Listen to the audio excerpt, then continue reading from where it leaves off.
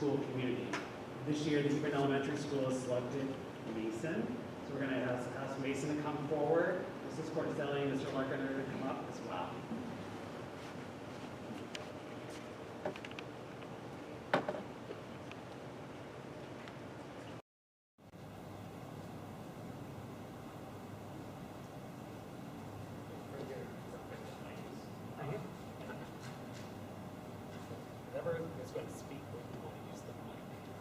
So I'll just start off by saying we're very pleased to be introducing you this evening to an outstanding Hebron Elementary School student, Mason, and Mrs. Cortelli, Mason's homeroom teacher, is going to talk a little bit about why he's being honored with this CAPS Superintendent's Award. Thank you, Mr. So, I would just like to say a few words about Mason. You would come forward for me so they can see me. So the Superintendent Award recognizes a 6th grade student that has consistently demonstrated qualities of both a good citizen and a student in our Hebron school community. We're so pleased to recognize Mason Sorbiak this year as the recipient of this award. Mason strives to do his very best each day. He works hard in all his academic studies, and he does so with enthusiasm and motivation. He's conscientious, he's determined, and one who perseveres throughout the process, even when it may pose a challenge. Mason can always be counted upon to be cheerful, friendly, courteous, and respectful. His positive attitude and engaging personality are infectious to all those around him. He always enjoys sharing experiences and adventures outside of school, including his love of fishing, hunting, and basketball. Mason is always one who will reach out and help someone, whether it be a friend, a classmate, or an adult. His leadership is evident when collaborating with others, yet he is always mindful to include everyone's voice. Mason realizes the values of kindness, compassion, and empathy. He includes these core values not only in his words and actions, but in the choices he makes. Mason is an inspiration to all and makes each and every day a very special one. Congratulations, Mason. I have a certificate for you, and it's very nifty holder. So congratulations. And usually we have a dinner in March, and your family will be invited. So hopefully that'll happen, and we will get in touch with you to invite you to that. And let's do a little group picture here. Yes. Oh, no, we should hold that. Exactly. Fantastic, thank you. All right, we look forward to seeing that on our district Facebook and Twitter feed too. Congratulations, Mason. We're very proud. Yeah.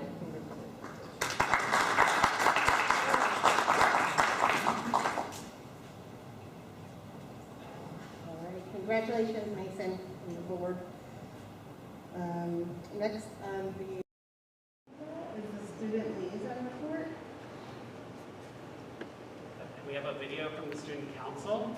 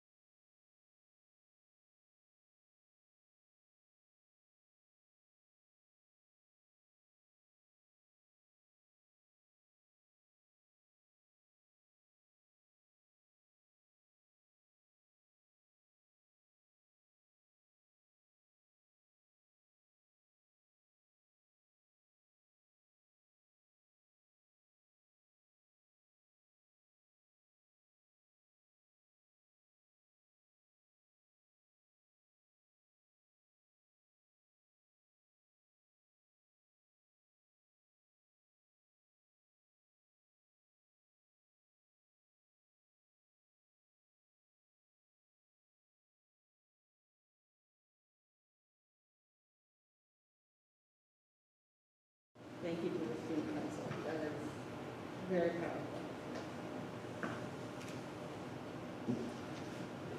Next on the agenda is public comment. The Hebron Board of Education values the public comment period as it represents an opportunity for members of the public to express their views to the board and matters within the board's authority. Procedurally, public comments will be limited to 3 minutes per person, and citizens will be asked to identify themselves. All comments must be directed to the board and not to any individual board member or individual member of the administration. The board and the administration will not respond to questions or engage in dialogue during the public comment period. The board and the administration will determine when and how to address questions that arise during the public comment period. Are there any public comments tonight?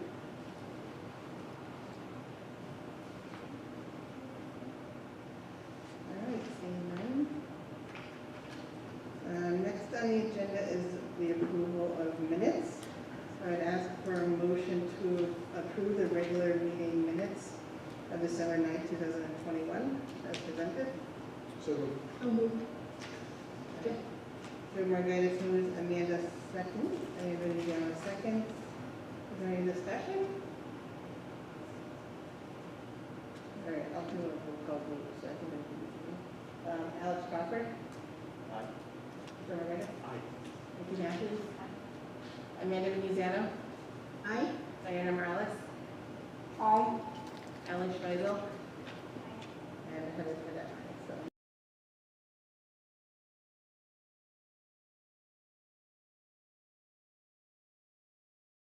In 2021, that was just a board meeting with Attorney Ritter, just to go over a workshop, but roles and responsibilities. I'm going to table that to our next meeting. Ask for a motion to approve the special meeting minutes of January 6, 2022, as presented. So moved. Whenever you got moves, is there a second? Second. Alex Crawford seconds. Is there any discussion? All right. So do a roll call vote. Alex Crawford. Joe Morgan. Aye. Nikki Matthews. Aye. Diana Morales. Aye. Amanda Veneziano. Aye. Ali Schmeisel. Aye. And Heather Pettit, aye. So that passes unanimously. All right, and next on the agenda is the superintendent's report. Thank you. I'm going to be brief tonight because I know we want to spend more time on the budget later. So I'll just hit a couple of highlights from my written report. The focus, as you know, has been more on budgeting and planning. And last meeting, I presented the world language expansion plan. So we'll be talking more about budget later, but that's kind of the main work of the last couple of weeks. Going into COVID operations, that's been the other main work of the last couple of weeks, along with some weather challenges that I know you all are very aware of. As you know, we've received updated guidance on distance learning, quarantine and isolation periods, and contact tracing. The new guidance allows for shortened quarantine and isolation periods dependent on universal masking of students and staff. We implemented the new guidance over holiday break and shared information to families on January 2nd. We sent out a revised COVID operations and distance learning plan, both on December 23rd to satisfy the requirement under the American Rescue Plan Act to send out a new plan every 6 months. We never really lived that plan because we already had new guidance over holiday break and put out another revised plan on January 6th. We have received a limited number of COVID test kits and masks for staff. We're going to be getting another, we're slated to get more tomorrow. So that's exciting that we have those resources for staff and families. It has been a challenging time for our staff, students, and families given the current level of COVID in the community. We've had to make staffing shifts, sometimes switching our schedules at the last minute to keep schools running. Everyone's simply doing the best they can. It certainly put a strain on our team, which has impacted overall morale. This is a local, regional, state, and national issue. I'm grateful that at times like these, we've been able to pull together and weather our storm. It does seem like cases are starting to plateau. I had a Chatham Health meeting this afternoon, and they indicated that it seems that we're on the cusp of the plateau, so hopefully that's going to mean things are going to be better in a few weeks. I will share that Chatham Health is putting together some vaccination clinics for our younger children. Tentatively, so this is not confirmed yet, but on January 23rd at RAM, they're also planning another clinic at, I believe, in Marlborough. So I'll share out information to families in School Messenger once those dates are confirmed, just to share that information. Another item under my report is around our Parks and Recreation program, the PREP program. I think rather than go into any more detail about that tonight, I'm going to let, I know the chair plans to provide an update under her report. So that's going to be it for me for now. Wow. But I will just add to that, I do think Chatham Health also has testing events coming up. I know they have one on Friday in Colchester. I think they have one at RAM on Saturday. Yep. And then one in East Haddam. Yep, they've been doing regular testing at RAM on Saturdays. Their website has all their up-to-date schedules, but traditionally on Saturdays at RAM. Thank you, Dr. Bear. Yep. The business manager's report, Ms. O'Leary. So with our FCC Emergency Connectivity Fund program, we have moved forward and collected all of the feedback from families interested in taking part in that program, and have started to move forward with purchases of our devices, and still sort of anticipate a February distribution of those devices. And over the winter break, there was some work on the new firewall. That has been installed and is up and running now. Our facilities department implemented a new facilities request form that we've sent out across the district, and staff are using that to send in requests, and then we're able to sort of prioritize and triage maintenance work that needs to be done, and they were very busy over winter break addressing a lot of those needs. DATCO is working on increasing their advertising through Facebook ads and direct mail campaigns in an effort to recruit drivers, but unfortunately I don't have an update on anybody new in the pipeline at this point. The run times are looking good. There's not really much movement in the number of buses we're seeing on average each day. It's right around where it's been all year. So they've guaranteed us 12 this year, but there's days that we're down a bus driver, so that average is 11.7. Your reports included have the student activities accounts, and the big movement in those accounts this particular month was a fundraiser that was done. So both schools participated in PJ Day and raised collectively $1,244 for the Connecticut Children's Foundation. So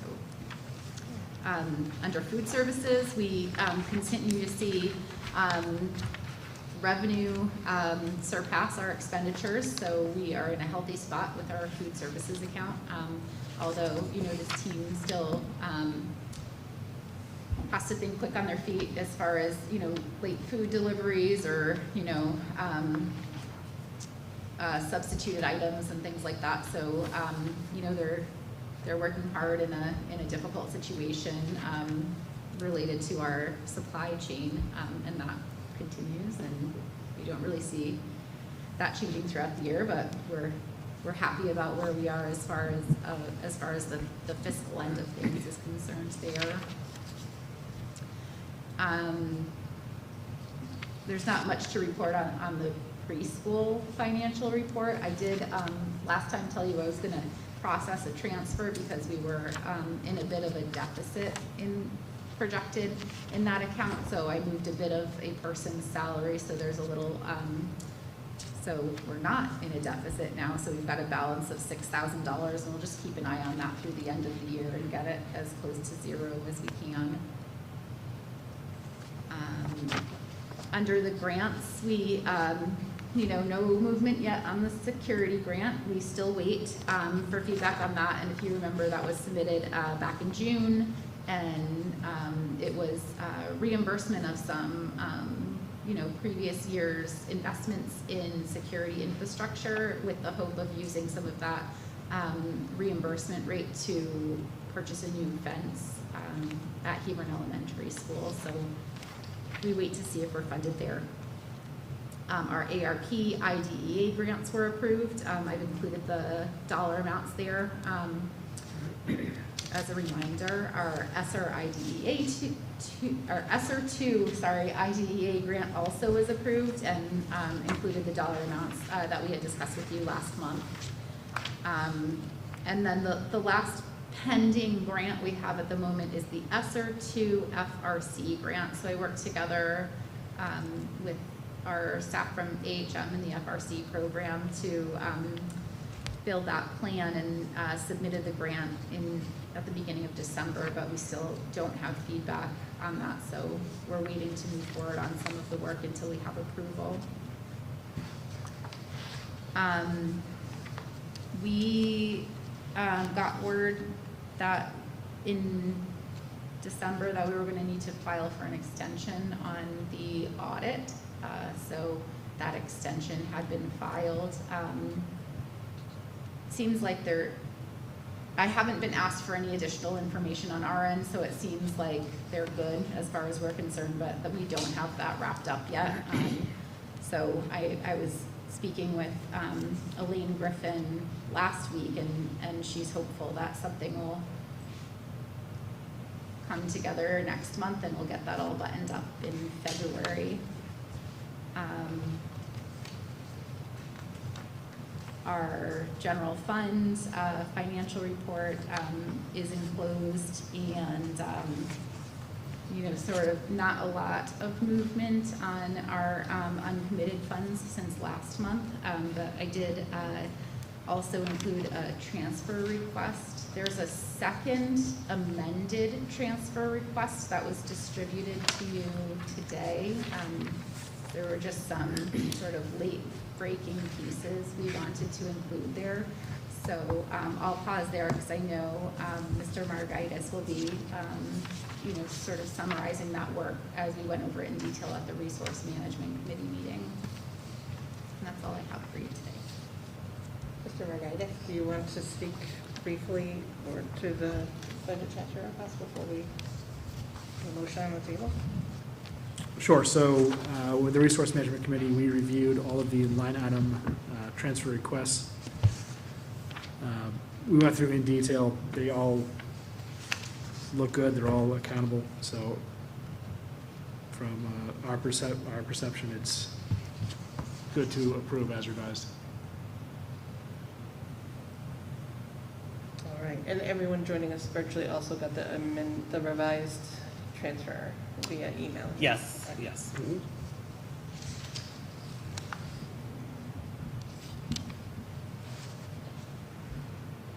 All right, so can I, with that, ask for a motion to approve the revised line item transfers? So moved.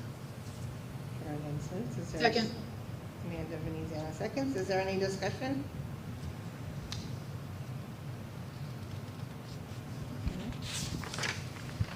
All right, so we'll roll call.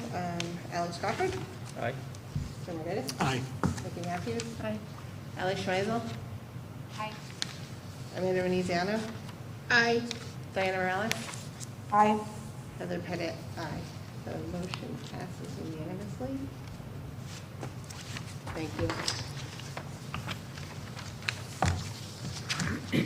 Is that, I want to make sure you didn't have anything else you want to add. Okay. Thank you. Making record time. I know, I feel like I have to be super fast.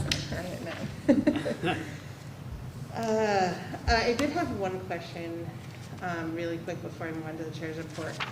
The audit extension, so the town asked for an audit extension. No, the auditors asked for an audit extension. Oh, do you know how much of an extension they asked for? Not at this time. I do not. Okay, I just wondered. Okay, thank you for clarifying. Okay, so in my chair's report, and of course, Dr. Baird, if I miss anything, feel free to add it in. So I know you probably all recall last meeting that Dr. Baird spoke in regard to the PrEP program. As you know, PrEP utilizes 2 of our classrooms here, so they do before and after care for families that want to utilize that program. And as you know, Dr. Baird also said, based on our enrollment, obviously our current enrollment, we have a high kindergarten class, which is a great, exciting thing. Moving on to first grade, so we'll need that same amount of rooms, 7. Am I correct on that? Yes, 7 rooms for that first grade. Right now we have 5. NESDEC has projected 87. No, am I right? Yes, 87 students for next year in kindergarten. If you recall, they also had a low projection for this year in kindergarten, but we went all the way up to 111. So if we stay within that limit, that projection from NESDEC, we wouldn't have to relocate or ask PrEP to kind of work with us to find like a different space in Gilead. If we did get that increased enrollment like we did this year, we would need 2 additional classrooms in kindergarten as well. So Dr. Baird spoke to that last meeting, and so he reached out, just to be proactive in case that does happen. It's a long way from now, and it might not happen at all, and then we don't have to worry about it. But if it did, he wanted to be proactive and look around at the space. So he reached out to Craig, and they did a walkthrough. And Dr. Baird, Craig, and Mrs. Ariano in the school to identify spaces. Since that time, or during that time, this week, I received an email from Ken Jardin, who is the chair of the Parks and Rec Commission. He sent a formal letter, or email, I should say, basically to me, chair to chair, on behalf of the Parks and Rec Commission. Obviously they like having the program here at Gilead. We know parents utilize the program here. It's not anything we definitely want to keep the program here. That's not a question at all. But some of his concerns were around spacing. They felt like it's better to have like more smaller contained spaces for different age groups of kids. And they also mentioned a past discussion with a previous superintendent. I'm not aware of this discussion, but they mentioned it in the email in regard to they had put air conditioning in those 2 classrooms for PrEP. So those are some of their concerns. He just asked if we could have a conversation, so I'm just telling you the whole story. So I reached out to him, I responded, and I said, certainly, we're excited with our increased enrollment, and I realize that there's minor challenges that might come with that, this being one of them, potentially. It might not even, come to fruition, but I haven't heard back from him. I offered, time to talk, so I'm waiting to hear back, and I just wanted to let the board know that. In the meantime, we also received another email from the town manager and Craig, who had identified spaces with Dr. Baird and Mrs. Ariano and thought that it would work for them if need be. But I guess something changed in the last day or 2, and so the town manager and with Craig, myself, Ken Jardin, the chair, Dr. Baird, and Mrs. Ariano, said we need to find like a solution here. We thought we had kind of found a solution if need be. So Dr. Baird, said, I think at this point it'd be good if everybody on the email chain, and I would invite the vice chair too, Amanda Veneziano, to join us to do a walkthrough all together so they could kind of see the space, because a lot of folks on the email chain actually haven't been in our building to see what we're working with if we have increased enrollment. So I wanted to let the board know that those conversations are happening. And if you have any questions, I'm happy to answer them. But that's what I know so far. So I'm waiting to hear back first from Mr. Jardin so we can have a conversation, and then also from Andy Tierney, the town manager, and Mr. Jardin and Craig on times that we could do a walkthrough. Does anyone have a question on any of those items before I move on? Okay. The only other thing in my chair's report, I'm actually talking longer than the business manager and the superintendent today, is the Board of Finance appointed Janet Fedasky to be their liaison to the Board of Education. So you know the liaisons represent the board that they're from, and they'll be sitting in the audience and watching our meeting to take back information to their board to share it, so they can tell, especially during budget season for the Board of Finance, what we're doing, you know, how the budget is progressing. Janet did reach out to me just with a couple of notes. It's things that we had talked about in regard to, you know, Ms. O'Leary's done a fabulous job last year and finalizing this year some of those transfers that were in wrong accounts from previous time period, before her time period here. So she's been moving those, so that can be a little confusing for folks that maybe are new or new to the Board of Finance.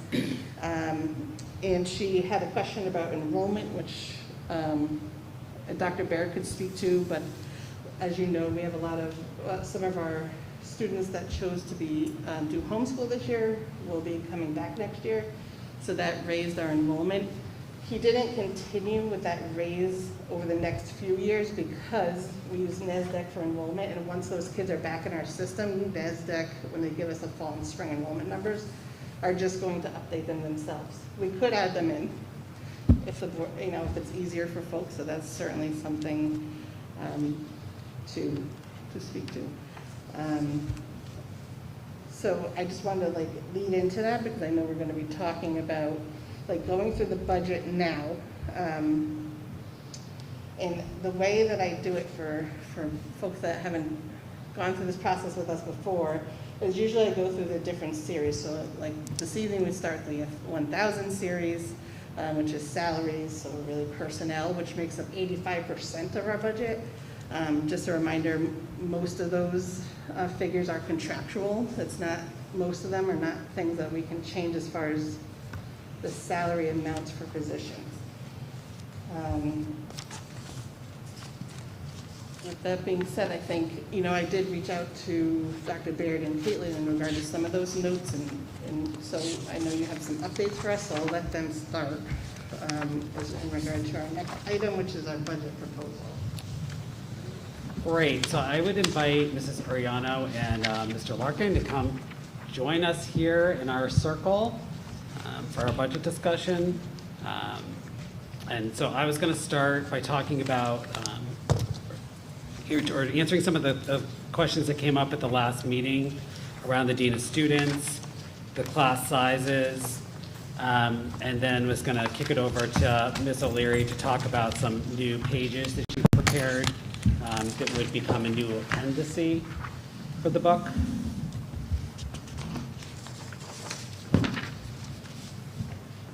Great, thank you. Yeah. Can you go ahead to slide 11?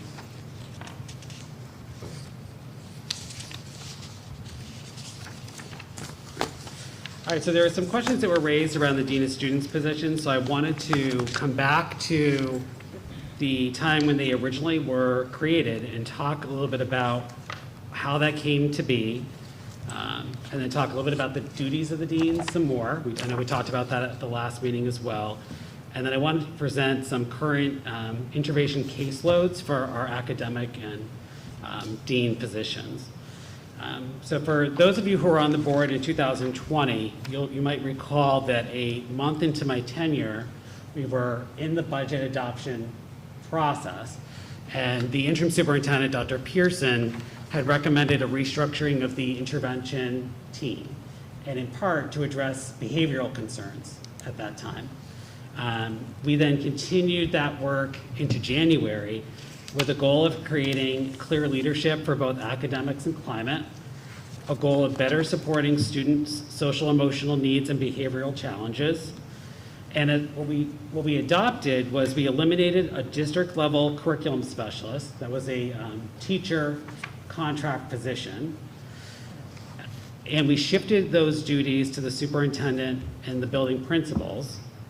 We added a half-time human resource specialist, and we added the 2 dean of student positions in that restructure. Since 2020, our enrollment has increased by 7.7%, and we have more students exhibiting challenging behaviors at both schools due to the pandemic. Those are just some of the changing conditions since we put this position into practice.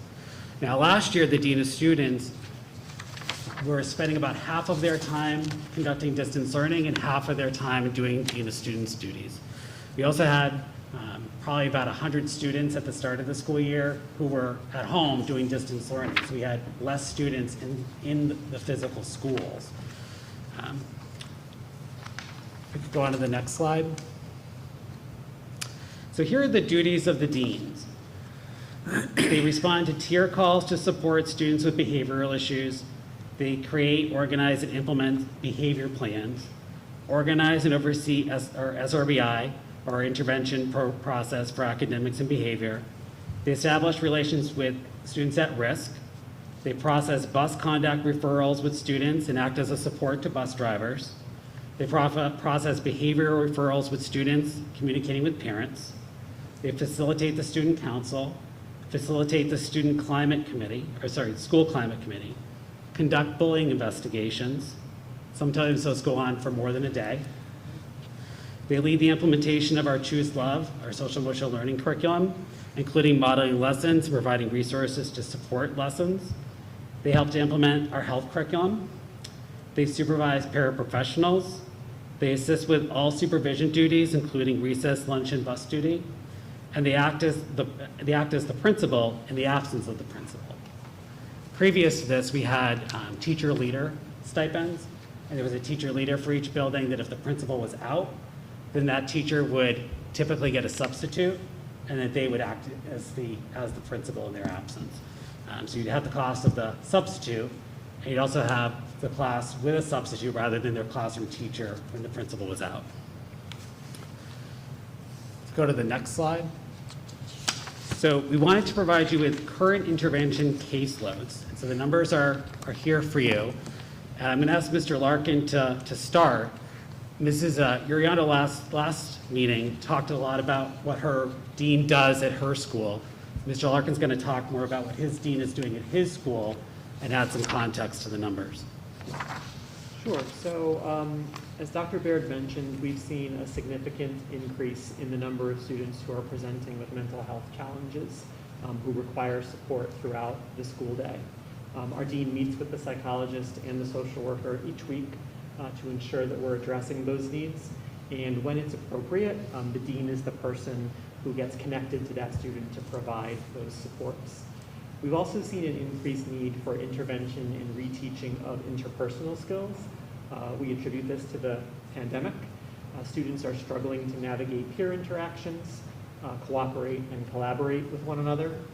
And we've also seen some significant behavior challenges that need to be addressed both proactively with intervention plans and behavior plans and conferring with students, checking in with them throughout the day, and sometimes reactively when some infraction has occurred.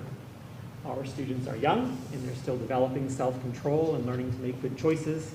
And when they do not exhibit self-control or have a lapse or make a poor choice, it's often an opportunity for reteaching them, either individually or in small groups. And that is what the dean spends a lot of time doing. We're also committed to a restorative versus a punitive approach to discipline, which requires someone to guide that process. And the dean is involved in facilitating that process with our students. Mr. Larkin, do you want to speak to any of the numbers for the current caseloads? Sure. So you can see that our dean of students has a caseload of 55 students. So those are students who have either individualized behavior plans, either for the bus or for classroom. Those are students who participate in check-in or check-out. Those are students who participate in either individual or small group sessions that are, like I just described, for reteaching some social emotional learning skills so that they're ready to access the curriculum in their classrooms. So that number 55 represents students who fit in all of those categories. Thank you. Mrs. Ariano, do you want to speak to any of your numbers? Sure. So at Gilead, our Dean of Students works with 50 students, which right now is K through 2, does not include any pre-K students. What that looks like right now is we have 15 students who have been identified as Tier 2 or Tier 3 needing those kinds of supports for social, emotional, or behavioral. We have 29 students that are either being seen by the Dean as a check-in, check-out, or in lunch bunches throughout the week. And then we do have an additional 6 students that are receiving our highest level of support, which often includes hours daily of support from the Dean. Just add a little bit more context. You know, we were able to reduce the budget this year, our magnet school tuition, and a lot of our returning families cited an improved climate as a reason why they were bringing students back to district. And to Mrs. Ariano's point, you know, we do have students who are needing significant behavioral supports.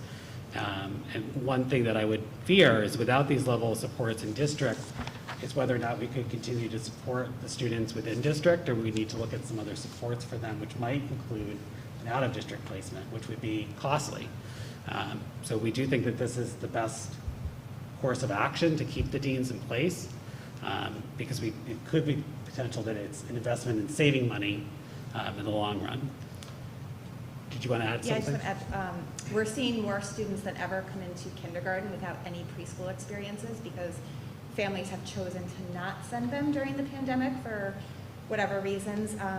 And all of our young students have had, you know, whether it, you know, family gatherings with cousins or play dates or play groups or preschool. So they're coming to us with very limited social experiences. So their ability to problem solve or to interact appropriately or even transition from activities is much more limited than what we've ever seen before.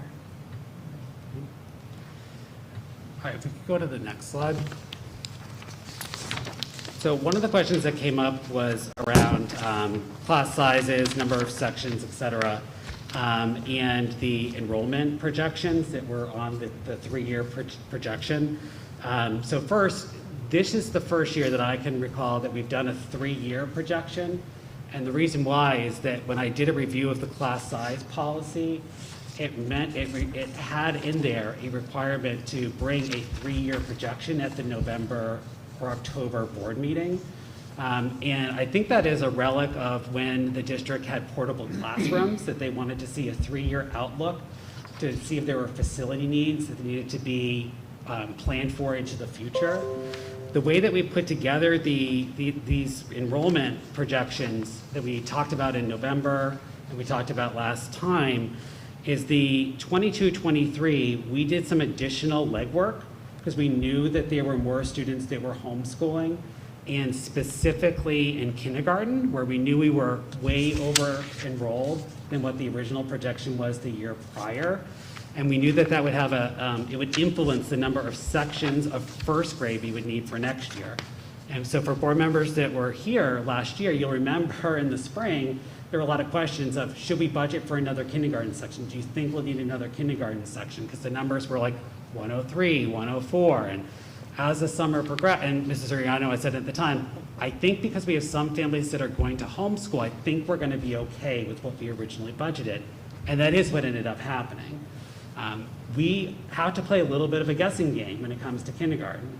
The projection is 87. We've heard anecdotally from board members that have interacted with people in the community that there's likely at least 3 or 4 more students coming than that, which would bump you up to needing 6 sections. On paper, 87 students does not require 6 sections, it requires 5. But we've budgeted for 6 with the anticipated need of 6. I think if you reduce it to 5, you will likely need 6 before you're opening the doors in September. For first grade, we did put it up to 111. NESDEC has, for the next year, 105. We have 105 right now, so that's where that's coming from. But we know that there are 6 students where the families have told our clerical staff, or Mrs. Ariano herself, they are coming back next year. So that is where that 111 number is coming from. And so you would need to stay within your class size parameters, 7 sections. Under the class size policy, only the Board of Ed has authority to be out of compliance with the class size policy. So this is not something that Mrs. Ariano or I could just decide arbitrarily going into the next school year. The board would have to make that decision. Moving up the other grades, we've proposed sections to keep numbers within realistic class sizes. If you want to go up or down in any particular grade, that's under the board's prerogative to do such. But I would just caution you, because as the principal spoke about, and the reason we need the deans more than ever is we're seeing more behavior challenges than we've seen before. And our smaller class sizes help us address student behavior in a proactive way with students. We also have more academic needs. While we moved up in our rankings for ELA and math, a lot of that can be attributed to the fact that we have small class sizes and hardworking teachers individualizing instruction for our kids. So having larger class sizes will have an impact both in academics and behavior. So that's something for the board to consider. If you move forward to 23-24, we didn't factor in any returning homeschooling students into this projection. You'll see at the bottom it says based on NESDEC analysis. So these are strictly NESDEC numbers with nothing else baked in. We know that next fall we'll get an updated NESDEC projection, and my recommendation to the board would be is to not make class size or class section decisions for next year with looking ahead to 23-24 or 24-25, because the reality is it'll be a completely different year by then. Who would have guessed we would have an increase in enrollment of almost 8% 2 years ago? We just don't know how these numbers could adjust. So this is our best guess based off of NESDEC. I also didn't overly analyze the grade 2 for 23-24, because whether you have 105 or 111, it's still 6 sections, because your class size goes from 18 to 20 in your policy. So it's not going to make a difference. So that was part of why we didn't bother to make any kind of adjustment. And we wanted 23, 24, 24, 25 to just be strictly NESDEC. The only number I can remember changing was that first grade number for 22, 23, because we had that information readily accessible. And it really stands out. It's really unusual in comparison to any other grade level. So with that concludes what I wanted to bring back for more discussion tonight. I think Ms. O'Leary, it would be good for her to just walk you through the additional handouts you have. So this is going to be a new appendice. And I do think that Ms. Badowski's feedback and questions were very good. And so this is a response to some of those questions we think will just help to add more clarity, transparency to the overall budget document. So Caitlin, do you want to speak to this? Sure. So the packet that you have in front of you, with the first page being titled Board of Education Proposed Budget Summary with Adjustments to 21-22, and then another grid below it is the packet that we're looking at right now. So this document here in its entirety is a response to some of the requests from Ms. Badowski around making adjustments to the 21-22 adopted budget based on some of those adjustments that we needed to make throughout the year to put some of our expenditures in more appropriate object codes. So what I did was I took your adopted budget, which you can see on the far right-hand side of this document, and I made those adjustments so that It's titled 21-22 Adjustments, and it's sort of right in the middle of the page. So you can see at the bottom, they're both $12,063,673. It's the same adopted budget, just with those movements, so you can sort of see like apples to apples where we're looking for increases or decreases over the course of the year. And I'll talk about it in a little bit more detail, but first I want to just point your attention to the second grid on that page. The second grid on that page has the exact same title, but underneath it says an AHM General Services contract, which is that it's not any additional time that we have for our social workers, but it's just a portion of the AHM contract that has historically been in the Board of Ed budget. That's now shifting to the town.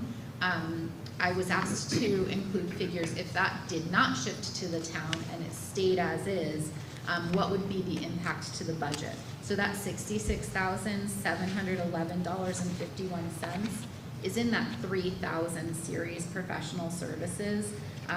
So overall, the budget would not be a 4% increase. It would be a 4.56% increase. You can see at the bottom of that grid there, if we didn't make that shift. So that responds to one of the questions there. But just overall, before I start sort of getting into the details here, the major shifts were, you can see from professional services, there was a significant decrease. If you're looking, at the adopted compared to the adjusted, $62,888 was moved from that line down to property, and that was software that was categorized under an account code where you can see in the detail section called web-based services and web hosting services. The 5,000 series purchase services has dropped down $29,000, and that's the accounting software. So before it was budgeted as a purchase service, and that too is a software, it belongs under property.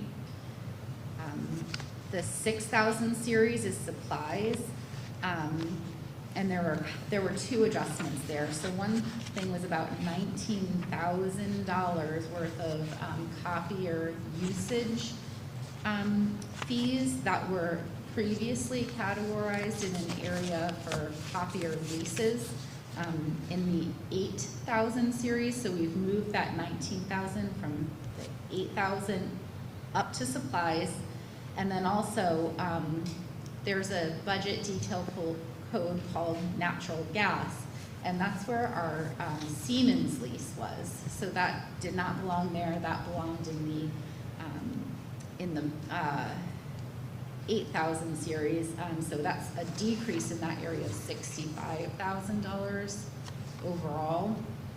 And then at the very bottom, that's where you see the biggest change, right? So our originally when I reported to you, it's a 51% increase in the property line, and really that's not reflective of the changes we're looking to make. It's really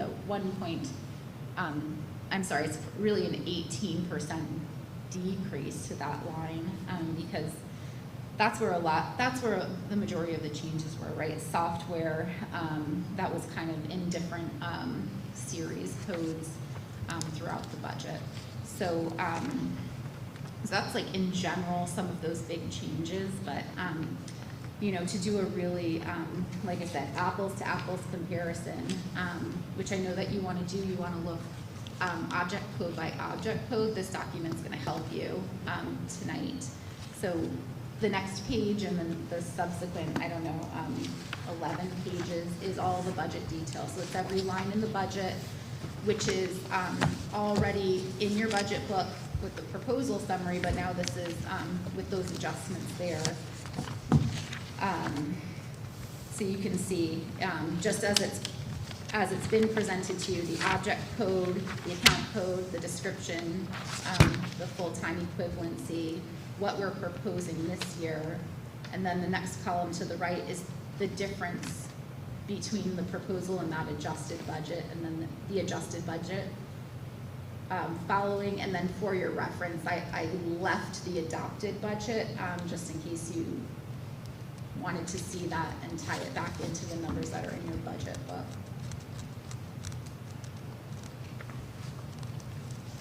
So after all those budget detail pages, there's the narrative that follows, and I just took the, the bulleted narrative of those changes, and I eliminated any of the narrative around this is decreased because it moved to the school, or this is increased because it moved from, another line. I eliminated all that to just really highlight the significant changes of the budget. So hopefully that sort of summarizes what this document is, but just let me know if you have any questions about it.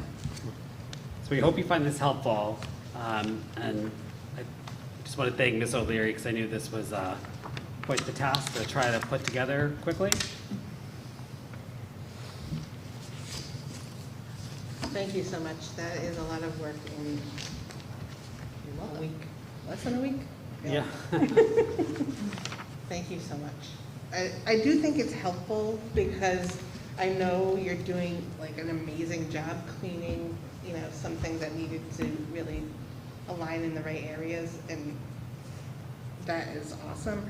I also know it's a big undertaking and it can be confusing, when you're looking at the budget, because it looks like, hey, why are we giving $50,000 to this item? Yeah, it was definitely definitely a useful exercise. So it'll be easier to sort of respond to questions about increases or decreases, and help you sort of make your decisions as you go through. So before we start, and we can, like I said, we'll start with the 1,000 series tonight. We'll see how far we get. We definitely have other budget meetings, planned. We left you lots of time. You did. It was 8:02 for anyone who's asking. So we can start. We'll go through until we feel comfortable, and we'll pause and finish if we need to next week. Because I know we do have quick committee updates on our agenda, which probably will be quick because a lot of committees are kind of on hold during budget season. And a couple other things on the agenda, including the executive session items. So I just want to make sure that folks know that we still have that on the agenda as well. Before we start with the 1,000 series, does anyone have any questions either for Dr. Baird, Mrs. Ariano, Mr. Larkin, or Ms. O'Leary?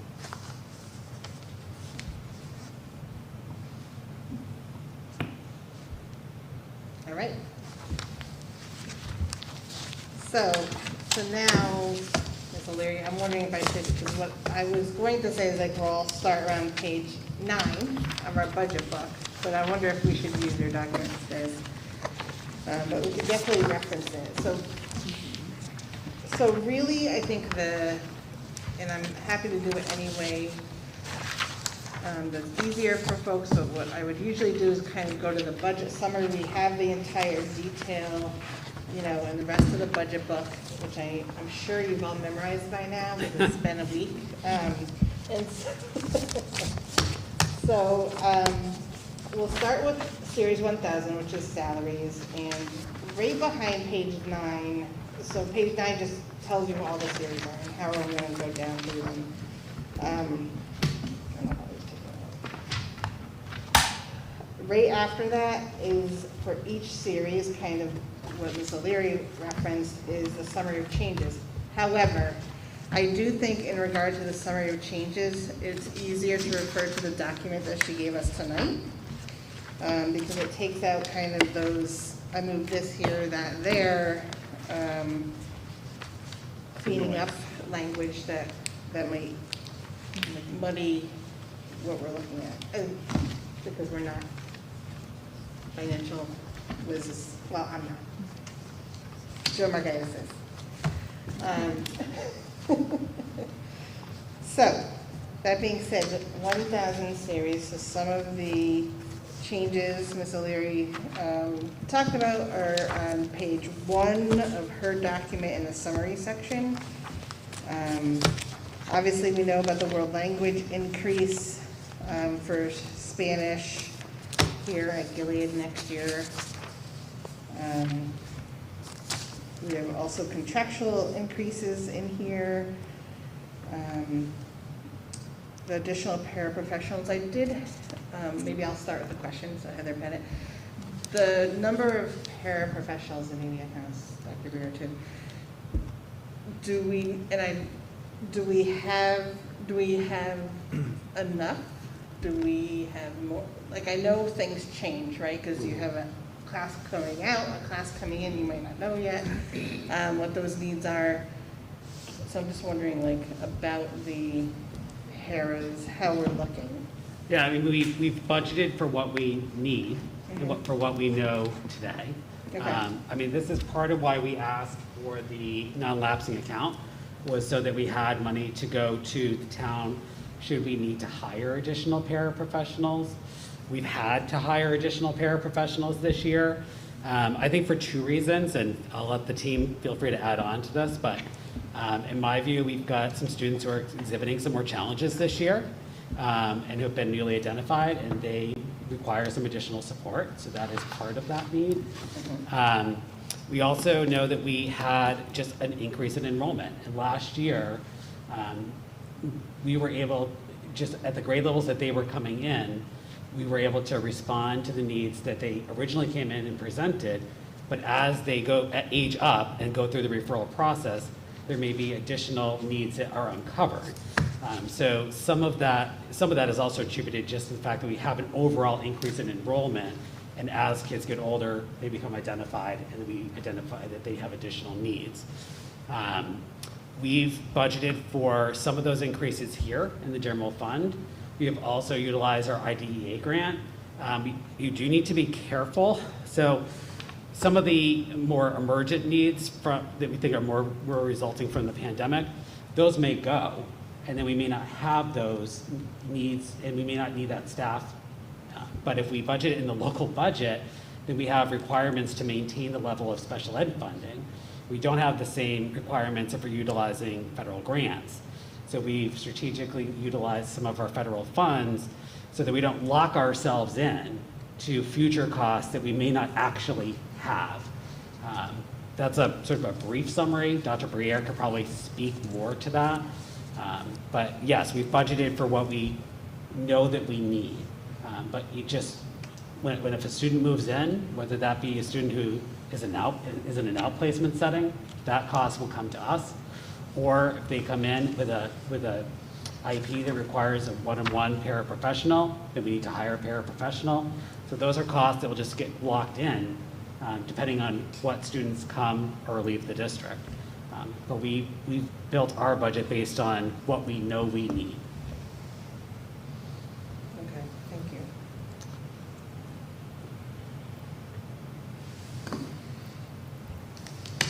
All right, so 1,000 series, so obviously you see most fresh staff here. Dr. Weir, I don't know if you had anything additionally. Nothing to add. Yeah, no, really the Okay. conclusion there is a moving target, so I agree with what Dr. Baird said. It is. Yeah. Yeah.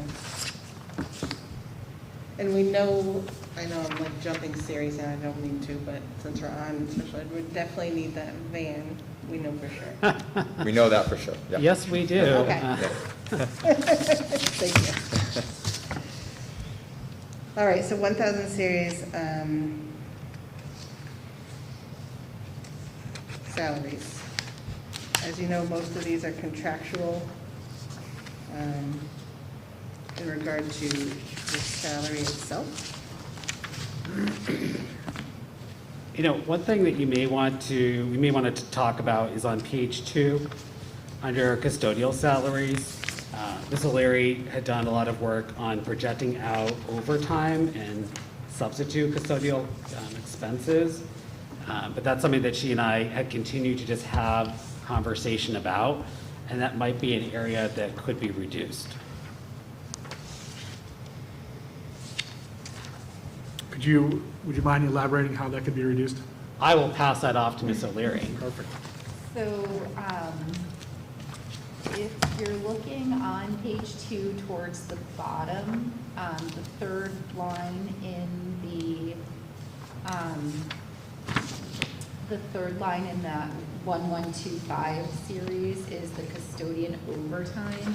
So I just want to make sure we're looking at the same page. So there's 2 page 2s. So do you mean like the, So page 2 of the budget detail, where the numbers are. all right. I'm never gonna talk about the other document. I'm always gonna talk about the numbers. So page 2 of the new document that Okay. she handed out. So Yep. we'll work from the new one this evening, so we're all on the same page. So page 2 of the new document, and I'm hoping everyone online received that in your email. Yes, we have it. Okay. So so it's, the code's called custodian overtime, right? And I budgeted $9,220, which was just, what I did was sort of look at the paid time off packages of that custodial team and said, like, what would I need to do to have full custodial staff every day to cover every like vacation day and sort of an average of sick time, paying staff at the time and a half rate. And I didn't increase to overtime because we're just not able to find subs. We finally have one sub, but we've been trying to recruit custodial subs I'm sorry, that's not true. We have two subs. But I put a lot of money into overtime. That's time and a half. But the truth of the matter is, like, we're just not, they just kind of make it work with reduced numbers often. So at this point in the year, we've spent $1,600 in our overtime line. I do think it'll increase over time. We're sort of in limbo. We've had, we've hired 2 new custodial staff members. We have a new facilities director, just sort of trying to like get our feet under ourselves. But sort of what went into that high $9,000 figure was wishful thinking to always have a full team. Is there, if you were to recommend a reduction, what would it be?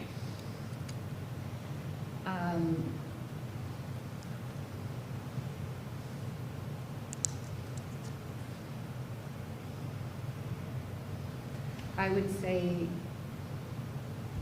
you could bring it down to $5,000. What is the impact if we reduce that down? My concern is the schools are clean. We need to keep the schools clean. So Yeah. I would be perfectly fine leaving that money in if we're maintaining a high level of cleanliness. Yeah. We know we're going to have more students coming in to the school as well, and we're going to have more classrooms.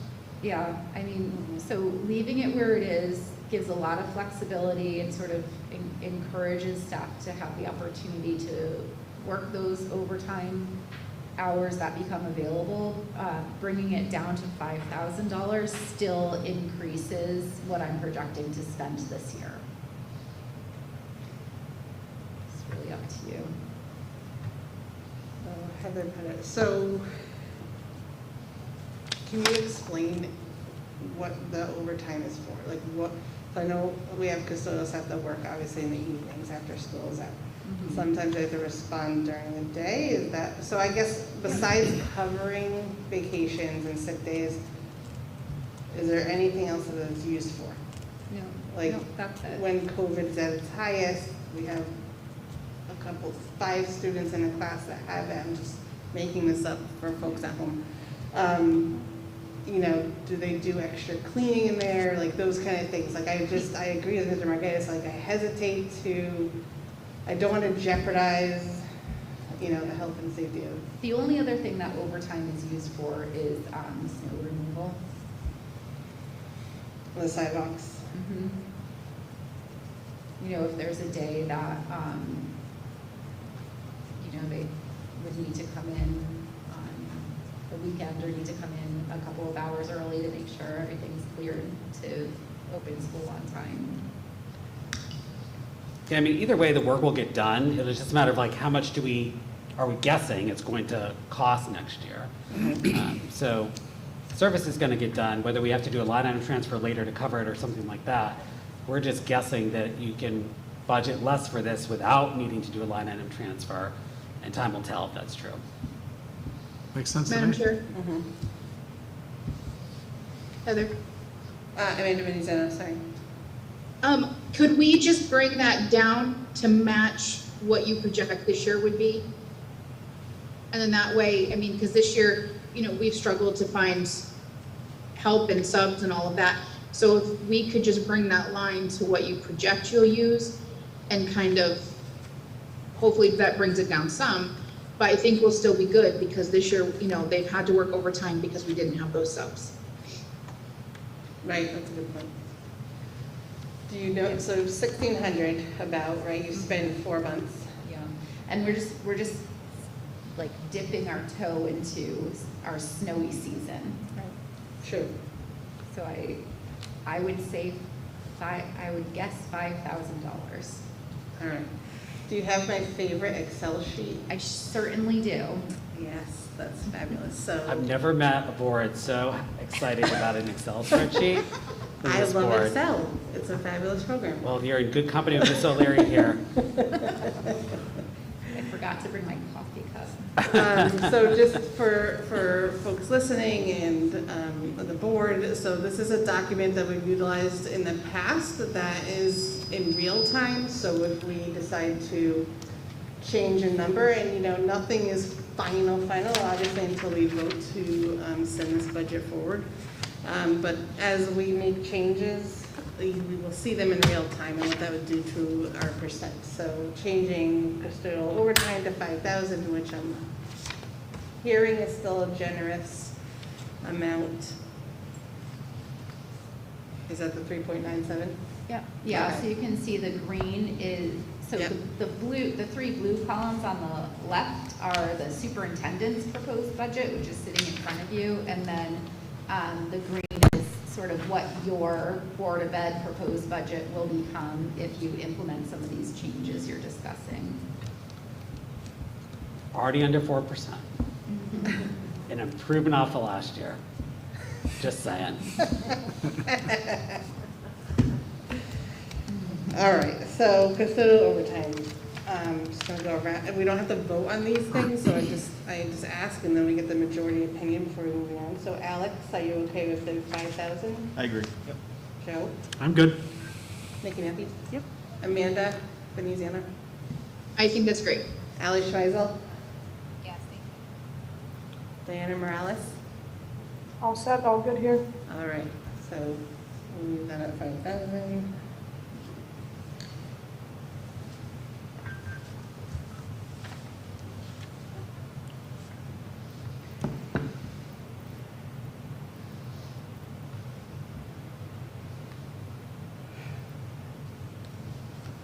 All right.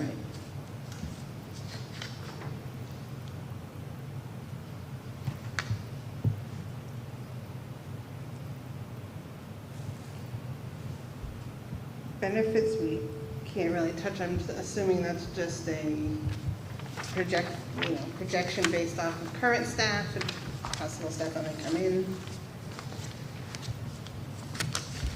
I will say, I know for the 2 teachers, and this is something Ms. Podolsky did mention to me, and there are 2 sides to this, but the 2 new teachers for first grade, I think are budgeted at MA7, am I right about that? So in the teacher's contract, and please correct me if I'm wrong, because I haven't read it. But it goes by education and then by step. So that grid is in your budget book. Do you have the steps back there? Yeah, Okay. it's on page 45, under the personnel section, Thank page you. 45. So this is something that we had to make our best guess about, and we've gone back and forth in terms of different logic. Yep. The average teacher in the district is like almost top step. But we know that just from historic hiring practices, that's not the most likely spot a new teacher is coming in at. But your Board of Ed policy calls for us to hire the best qualified staff person. And that typically for us has not been a brand new teacher. We've often hired in the middle of the salary schedule, probably a little bit lower than step 7, but step 7 is like smack in the middle. So that's part of why we selected that. We also budget for dual insurance. So the fact is they might come in at a family plan, which is a lot more than a dual, or they might come in with no insurance. So we really are just making a best guess. Last year we had more staff leave in the summer that we didn't know about, we didn't anticipate it. They tended to be higher step teachers that had left, and the teachers that we hired over the summer tended to be lower than the person they were replacing. Hence, money that we were able to use tonight to do some line item transfers. But we're in the process of hiring a new special ed teacher right now, and that certainly may not be the case. We're getting some good candidates for those for positions from people in other districts looking to come to Hebron. So it's just an unknown. Right. We can budget for it however you'd like, but that's the logic that we used when we made the selection. And that's true too for the .4 Spanish teacher. Okay. So I bring it up because she brought it up to me. So, I mean, it is something, obviously, you know, we want the best candidate no matter who it is and what step they're on. But, you know, I'm just basing off of historical hiring.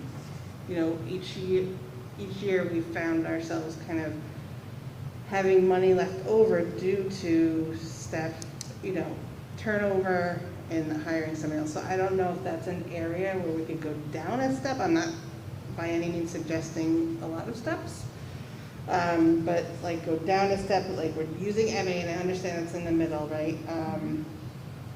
I know that some teachers do have a 6th degree or certificate. Yeah. But I don't know if it's something, it wouldn't save us a ton, but we might be able to go down a step or two, or we could leave it. But we have 3 teachers potentially projected, budgeted at that amount. My recommendation is to leave it where it's at, because we don't know, Right. we want to hire the best qualified candidate. And I think that it makes sense to leave it where it is today. And I'll just add to this too. You know, we've had to add a bunch of paras this year. That was not budgeted for anywhere, but we weren't feeling like it was an emergency because we knew from our hiring over the summer, we had some savings in the teacher line. So it just sort of kind of all comes out in the wash is the hope. But with the way that we budget, there's no placeholders for anything. Can I ask, is the increase of 1.5% at the top step average? Is that competitive? Well, that'll be something we'll be talking about in the negotiations committee as we enter into that contract. Sorry. But it's not necessarily atypical, because if your teachers who are moving up step are getting some more significant raises, and so it's balanced out. But I haven't done a full market analysis at this point, but we will be doing that as a committee for sure. All right. Are there any other items in the 1000 series at this time that people would like to discuss? Madam Chair, can I, on page 3, under Hebron nurse and Gilead nurse, it's 1.25. So I'm guessing that the 0.25 is an LPN, so we're like doing a half LPN per school. Is that, am I correct in that? Yep, it is an LPN. We have it 1.0 LPN, and half of it is funded, we're planning to fund it next year with American Rescue Plan grant dollars. So half is grants, and then a quarter at each school makes 1.0. And this is part of a transition plan to, we know that grant's gonna go away, but we know we don't want the LPN position to be eliminated. So we're easing the position into the general fund over 2 years.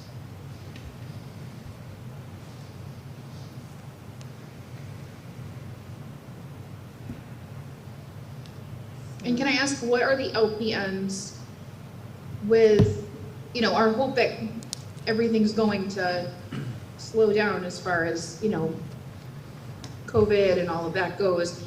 We didn't have them until COVID. So with our hope of things settling down, are we truly going to need a full-time LPN?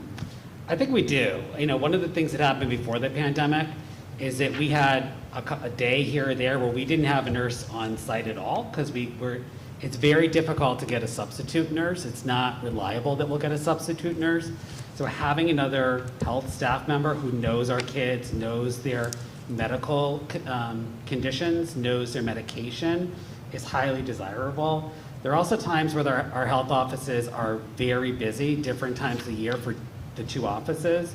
There's screenings that are done. So those times are, again, it's beneficial to have another person there to cover the health office and let somebody else really focus on flu shots for preschool, for example. That was something that came up recently. The other component is that we wanted to write our health curriculum in such a way that we had a comprehensive team implementing the health curriculum in the classroom. And so the nurses are part of that team. So we need coverage for the health office when the nurses are pushing into classes to deliver health curriculum lessons as well. So I do think an LPN is critical, no more so than on the days where I was in Mrs. Uriano's office and we were calling some families of some medically fragile kids to inform them that we did not have a nurse on site that day. So I do think an LPN is critical. And if I can just add the other piece too, you'll see that the nurse substitute line has been reduced to 0. And that's because that LPN is serving as that substitute nurse.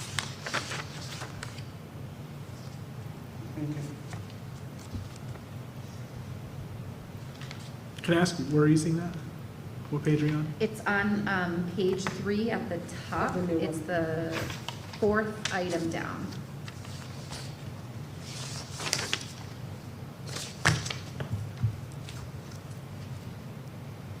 I'm going to try to work off the new one as much as possible, just to make it easier for folks.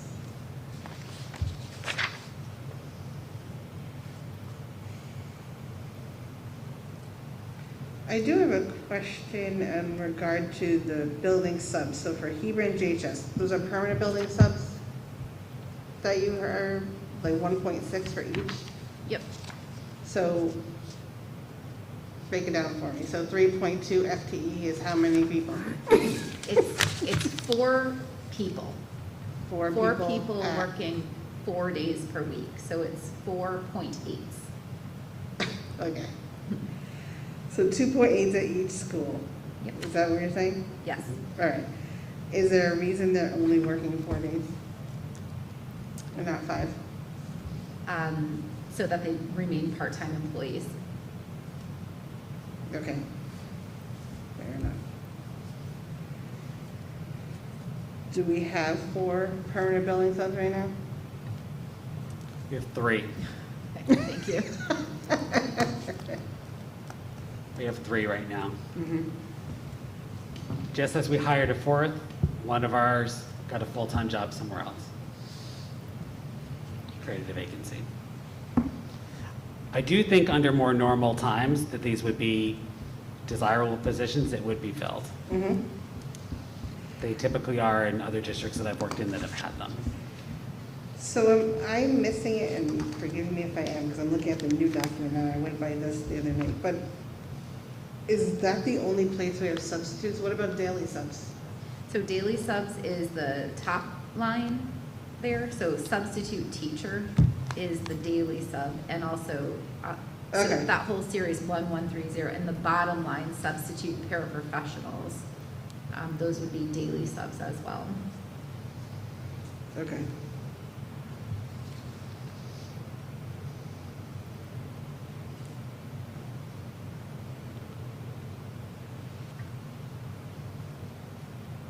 Heather, I got a question. Sure. Go ahead. Thank you.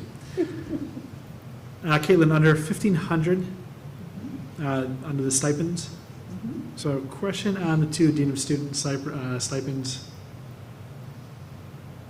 totaling almost $12,000. Can you elaborate what those are? Sorry, I'm just Wait, what page are you on? Page 3. On the new one, right? Yeah. Yeah. So they're broken out. There's, Okay, it's sorry. about $5,900 for each. There's one for Hebron and one for Gilead. So that is the, Am I missing this? no, so if you look at, 1510. It looks 0 to me. for the dean, Slide over one more. So there are two separate lines, and each line is budgeted at $5,924. so we negotiated with the Teachers Association on what the appropriate stipend would be for those positions. So that's the agreed upon stipend for that position.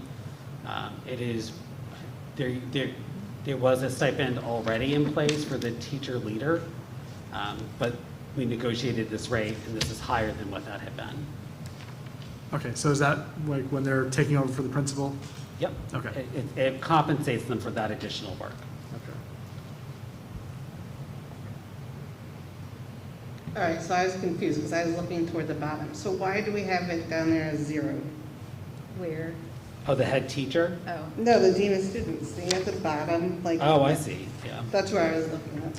Oh, so if you, that is confusing. So it was before my time, it was budgeted under a function code of 2120, which is curriculum, it's support services.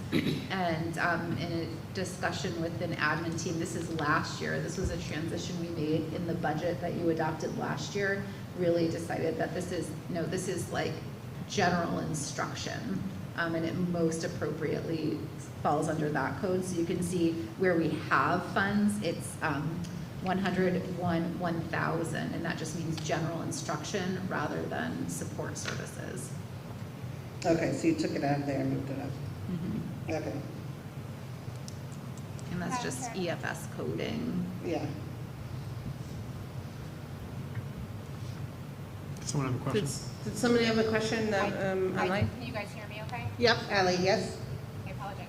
So, just because I'm incredibly literal, so when I was hearing and was reminded of all of the work that the Dean of Students does, it did not sound like instruction or general instruction. There was a heavy mental health focus, a mention of caseloads and things like that. So, I guess I'm just asking, is this the best spot for this time? It is. I'd have to dig into my EFS user guide to read the description, which I could if you'd like me to, but I don't know it off the top of my head. But I know we spent quite a bit of time last year before we approved this budget, making sure that it was the appropriate line.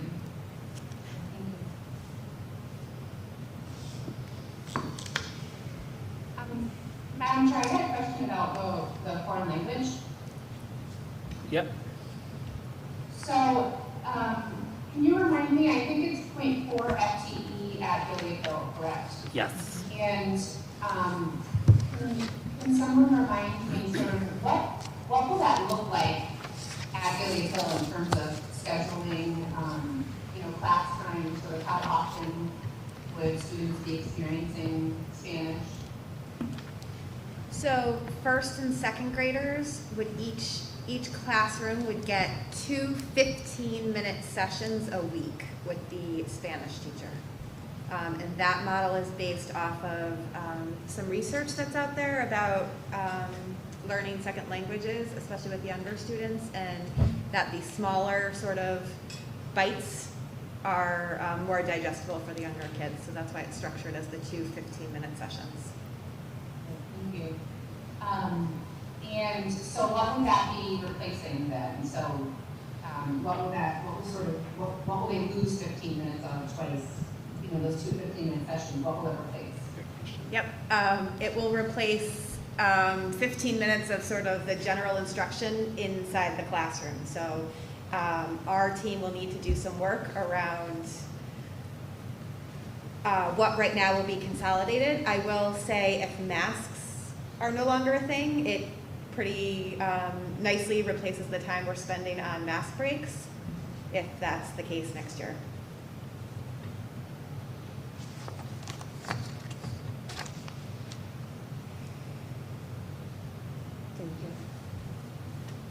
Madam Chair, I would also have a question on the Spanish. So we're hearing a lot in the presentation about the Dean of Students is, how much behavioral we're having, how much, mental health is such a thing right now that, the students are struggling with. We have to have extra, paras and all of that. And the Dean of Students are primarily dealing with, behavioral and things of that need. So I'm wondering if this year is appropriate to start the Spanish. I know that's our goal, and I think it's a great goal to have, but I'm wondering if now's the appropriate time. So I don't mind speaking to that. I think it's fine instructionally. I think it really comes down more to like a budgetary priority. For our admin team has talked about priorities in terms of the budget, and we would put the world language expansion, that's a want. It's an enhancement. We think what we have now are critical needs, so we wouldn't sacrifice something we have current in programming to make room in the budget for an enhancement like the world language. So if that was an area, if the board desired a budgetary cut, like that's the first cut we would recommend to the board. I think in some ways it's nice to phase it in also, because it's not a shock to the budget. I do think next year is likely when we want to do some enhancements at the upper grade levels. So then you would be absorbing the cost to do that expansion and the Gilead expansion at the same time. So it's going to result in a higher % increase to the overall budget if you were to do that at the same time. I think the way that Mrs. Ariano described it, I do think that we can add it into the program next year in a way that's not going to be detrimental to academics. But at the same time, if it didn't happen, we would use that time to focus on other areas of academics. So we don't see it as a make or break have to for next year. It really is our first step towards enhancing the world language program.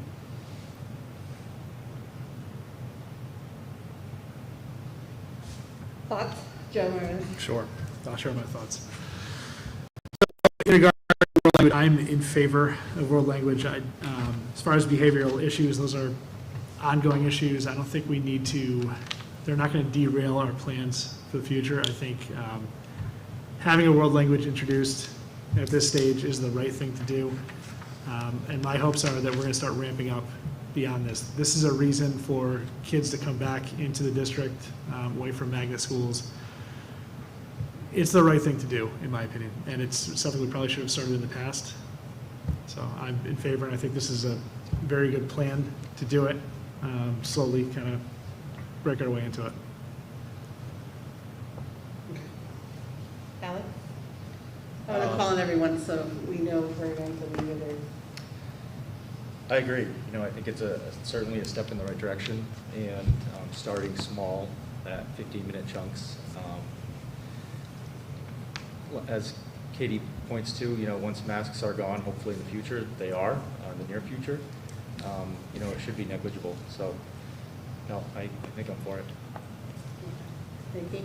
I'm very much for it. I think as far as other districts go, we're probably already behind what other districts are doing with languages, so I don't think it's something we should even be considering cutting out. Allie? Schmeisel?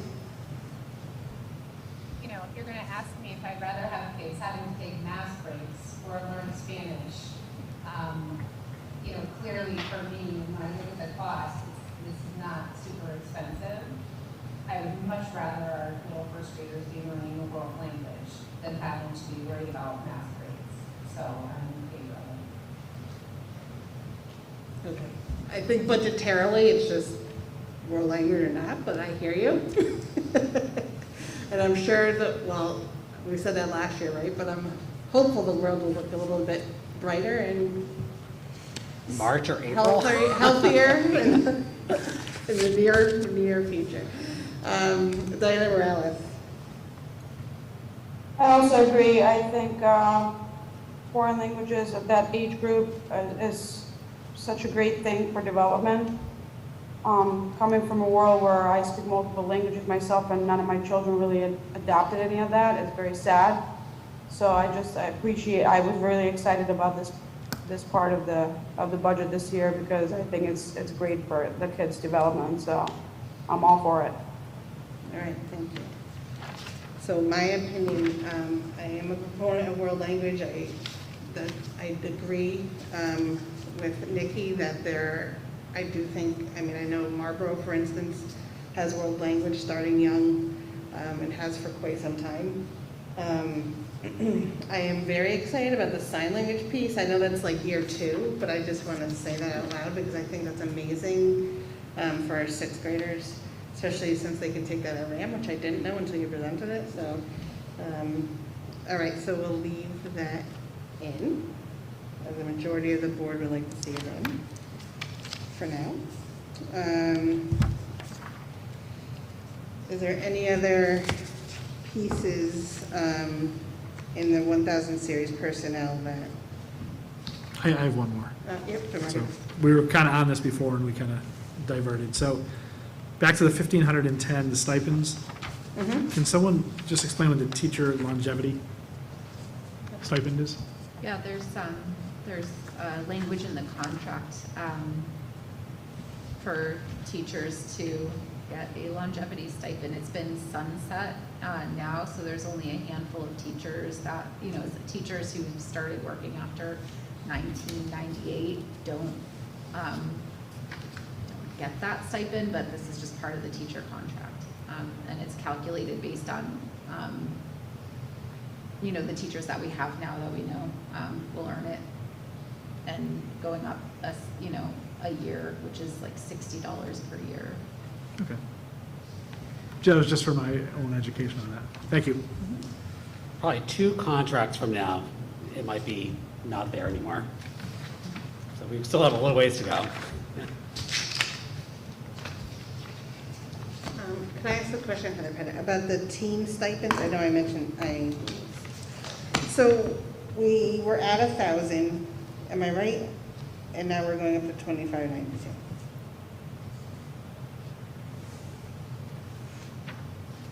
Are we expecting like this influx of new teachers that need team mentors? Yep, so the projection is just based off of the next year's figure that's in the teacher contract multiplied by the number of teachers we currently have receiving team stipends. So we had to increase that line throughout the year because we had more teachers receiving that stipend than we anticipated for this current year. So did you, I'm sure you did, I don't mean that in any bad way, but the teachers that are dropping off, right, they finished their 2 years, all 5 modules, are we saying like that many teachers are going to come in and replace those? I did nothing more than said, here's the number of teachers we had this year, so let's project a similar need next year. I wasn't anticipating anybody leaving or coming. Okay, so can you just tell me, and I'm sorry, Caitlin, we spent this year, I know we budgeted 1,000, we spent 1,592. Just give me a second, I just have to stop sharing for a second.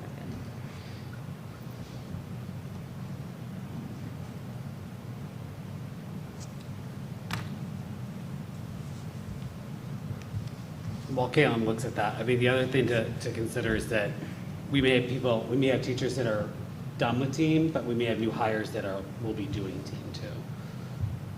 I'm thinking the 3, potentially, but if they come in at MA7, they probably don't need team. Yeah, yeah. I mean, I'm just saying. It's such a guessing game. Nikki? Just because I'm new, can you explain what that is for me, please? I'll let Dr. Briere, our district team, I facilitate. sure can, thank you. Yes, the team is for any new educator going through the induction process of the State Department. Okay. So they're required to be assigned to a veteran teacher who is their mentor. Okay, thank you. So we have 4 teachers this year that are getting this stipend and anticipate spending $2,568. For 4 teachers? Yep, over all 4 teachers together, making that amount. Okay, thanks.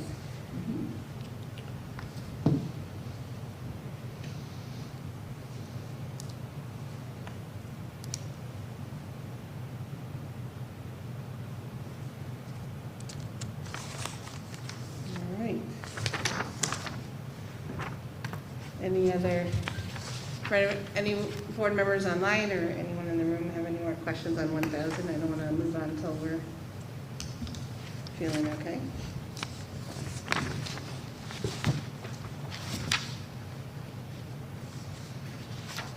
All right, so for now, let's move on. I'm just checking the time. Okay. To 2,000. I feel like this is going to be a fairly quick section because it's benefits. Certainly, if you have any questions about benefits, please ask Ms. O'Leary. I'll just share, typically throughout this budget process, the insurance consortium is looking at renewal rates and adjusting them as we sort of get our information from our broker on renewal. This year, we adopted for budgetary purposes a 6% increase because we have built up a comfortable reserve fund to allow us to balance out premium renewal. So the increases in benefits are purely more people are electing to take insurance. That is what is driving that number. People having children and are going to family plans or getting married and adding their spouse or new employees. I will say that it's possible as the insurance consortium goes towards adopting a final rate to potentially take a negative renewal rate. I can't guess what will come to, but it's not out of the realm of possibility. So we could have additional savings and benefits down the road. Typically, we've not made any changes to the budget, or the board hasn't made any changes to the budget. We just have used whatever the renewal rate is at the time. And I'll continue to give you more information as that renewal rate is locked in. But it's just something to consider as we move forward. Thank you. So Heather, so Larry, so by changing the custodial overtime, does that also change the overtime benefit or no? I'm only asking because on the summary page, it says that overtime is included in some of the benefit budgeting.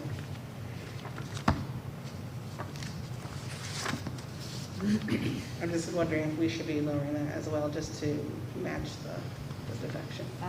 Yeah, I mean, it would just reduce by the FICA taxes, so I can just add that in here.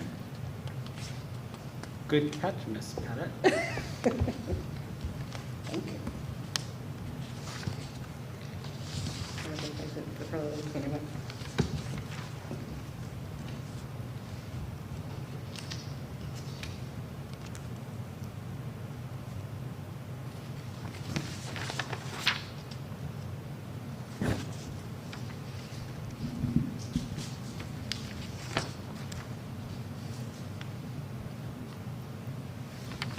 Another 100% there.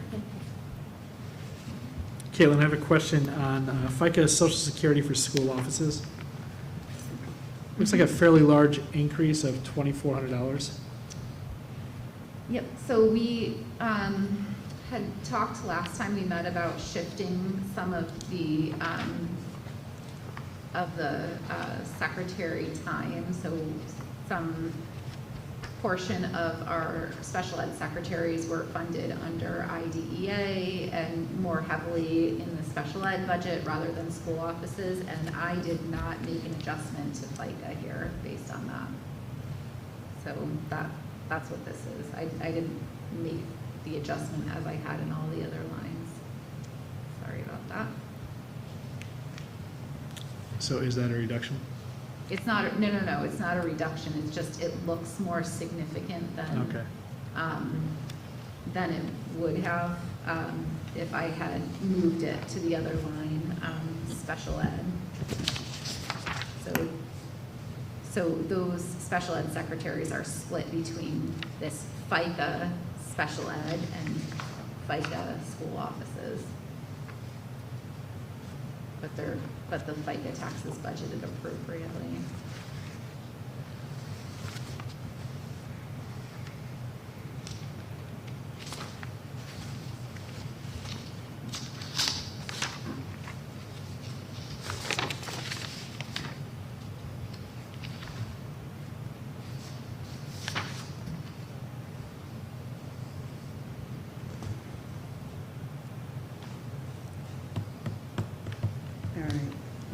Any other questions on benefits?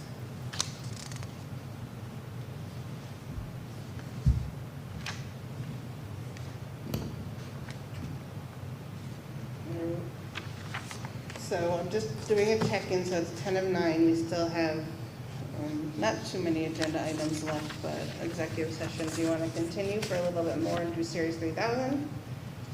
Is everyone okay with getting into 3,000, which is like professional services?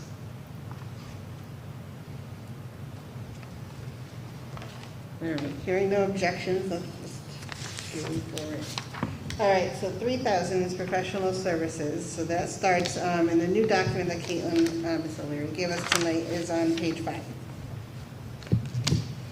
So if you look, it's like right under workers' comp. You'll see the 3,000 start there.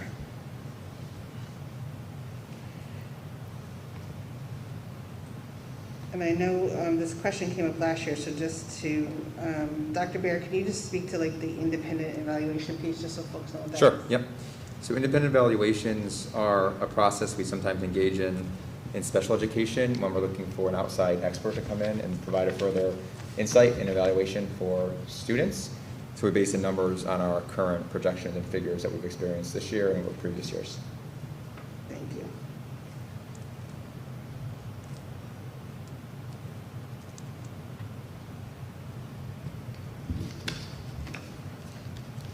I need to keep my header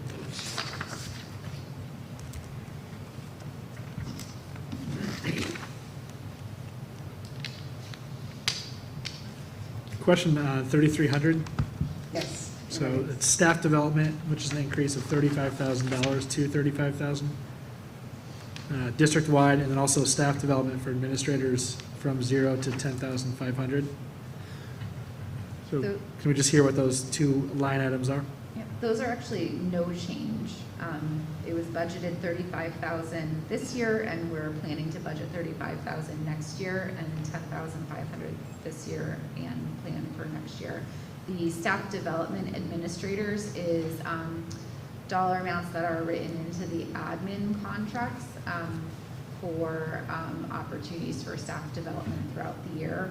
And then the $35,000 is everything else. So every other professional development that is attended by any staff member in the district throughout the year. The majority of that funding goes towards our teachers' contract, teachers' college contract.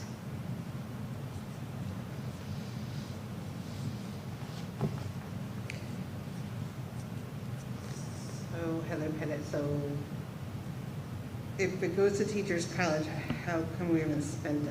Because am I right that they've been in district or This is not an expenditure report.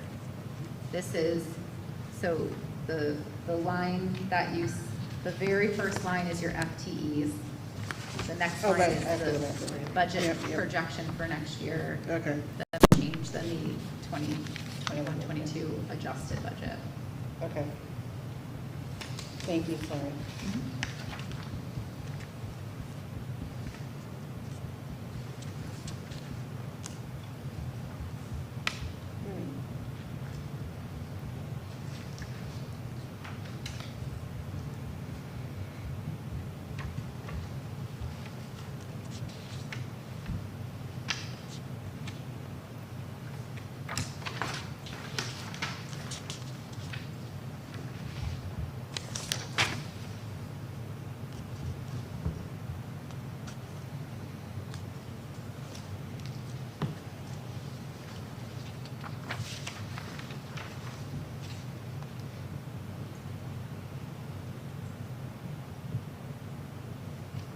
Okay, so I'm on to expended now. I went back and forth.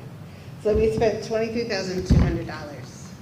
Is that like, on average, do we think we're going to do more PD that will use some of those funds by the end of the year? I know it's a difficult time, right? Because I know a lot of professional development is either virtual or, it's a different time this year. So I'm just asking if you feel that 35,000, if you need 35,000. I would keep it the same. It's hard to know because it's hard to know because COVID has certainly impacted things. I myself was considering utilizing funds in my contract to go to a PD out of state, and when the numbers rose, I decided, nope, I'm not going to do that. So I do think that this is an area that is very difficult to budget for right now. The reality is too, we're giving staff a lot of time for self-proposed PD, time to work together as teams. So we're not bringing in as many outside consultants to come in and work with teachers besides Teachers College right now. And we just don't have people going out for PD much at all either. They're just we're still somewhat in survival mode. So, taking on any more is just not something we're doing right now. So I wouldn't recommend making a cut there. Okay. Thank you.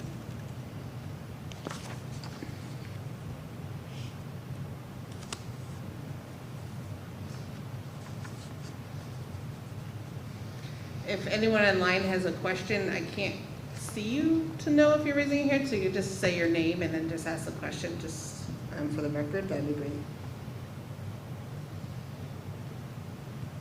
And if I, just around the PD too, it's a little hard to see because there's what you've expended year to date, but also you want to consider what you've encumbered year to date. So we've, for staff development district-wide, we've expended $17,129, but we have encumbered $14,719. A lot of that still is Teachers College, so we open the entire purchase order at the beginning of the year based on our contract with them, and they bill us as they go. Right.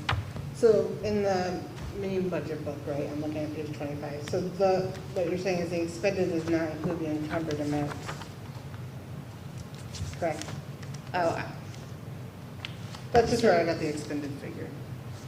No, so I thought you were looking at from your board packet, the year-to-date expenditure report. That's part of my enclosures. Oh.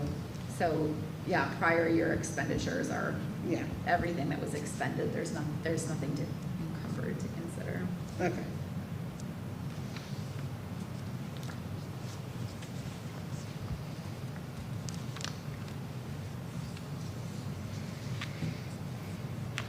All right, so this may or may not be popular, but I'm bringing up board legal fees, and the reason I did that was because last year we did a pretty significant cut to it, and Ms. O'Leary, and I'm pretty sure we're in the red, if not, I don't know.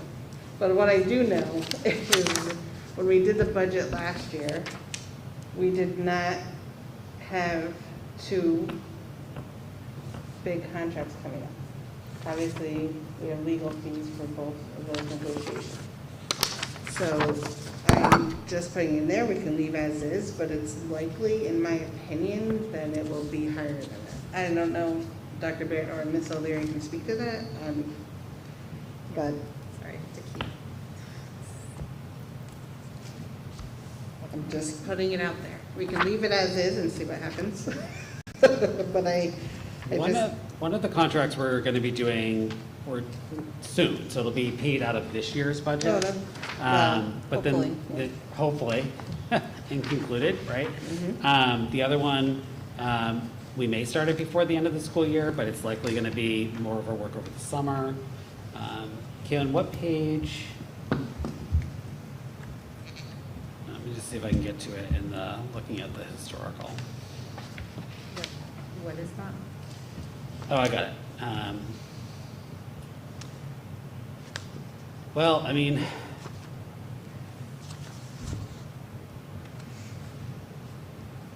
so I'm on page 25 of the original budget proposal, Caitlin. So 18-19 expended 35,000, 19-20 expended 116,701. We had a lot of water concerns that year. yes. That included. 35,000, 2021. And then this year adopted budget is 30.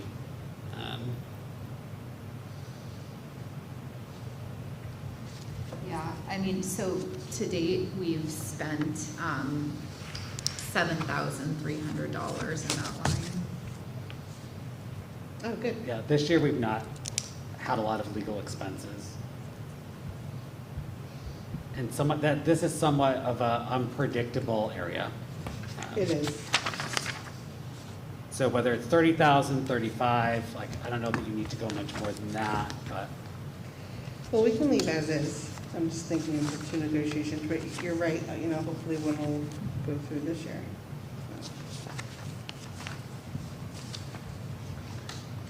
I think the 116,000, that's just, An anomaly. yes, thank you.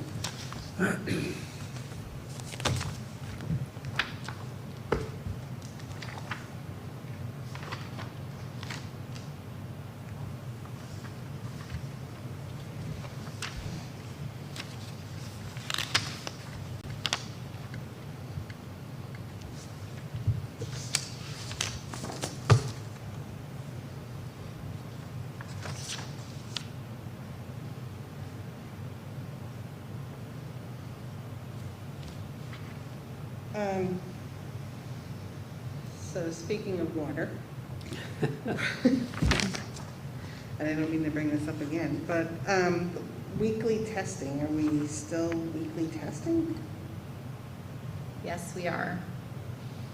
So we have a $55 a week fee for Hebron Elementary School. So you'll see for water testing for Hebron L, we're actually looking to increase the budget. That was just something that when our prior facilities director and I talked about, we didn't think that was going to be a need, and we didn't budget for it, but it continues to be a need. I hesitate to ask this, but can I ask why, given that it's all new replacement in that school, why we need to weekly test when it's? I wish I had a good answer for you. I can find out more for you. That'd be great. Thank you. Some more. Okay. I know that, we follow all of our certified water operators' recommendations, so I'm sure there's a good reason for it. Yeah, I'm just curious. It's not extensive testing, I can tell you that, because I see the report each week when it comes in, and there's not a lot of things that it's being tested for. So it may be related to the installation of the new system. Yeah, if you could just get more info, that'd Yep, be great. Yeah, sure. thanks. Does that also tie into the water maintenance in both schools? Or is that separate? So water maintenance, it more has to do with keeping the pump houses operable. And they just have needed quite a bit of work last year and this year. There's a lot of old equipment in there that continues to fail and needs to be replaced. Sure, would be nice to have a facility review. Dr. Bear's gonna keep saying that. Mm-hmm. So we're assuming the $1,400 increase, that's gonna be going for repairs? Yes. Okay. And it's really just looking at what we've done this year and projecting out.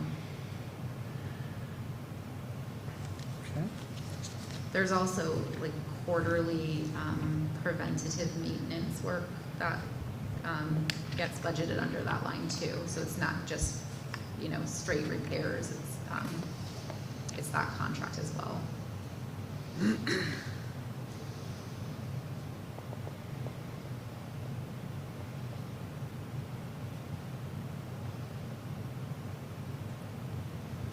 Thank you.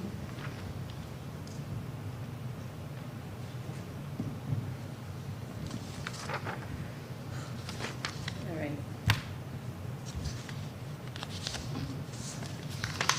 Does anyone have any other questions on 3,000? Madam Chair, I do. Yes, Ally Schmidt. Thank you. I have two very specific questions, and I'm not sure if the second one falls into the 3,000 series, but my first one is, so 3,200 contacted services at UPT office. I'm just curious what that is. So there's two items that are budgeted under there. One's a weather service, weather alert service, and the other one is translation services. Okay. And my other question is incredibly specific, so forgive me, but I was in a meeting recently where there was discussion around one of the bathrooms, I believe at Hebron, but I could be wrong because this was well over a month ago, where the speaker or the intercom system or whatnot does not work or is not connected in one of those areas. And heaven forbid there was some kind of emergency or a lockdown or whatever.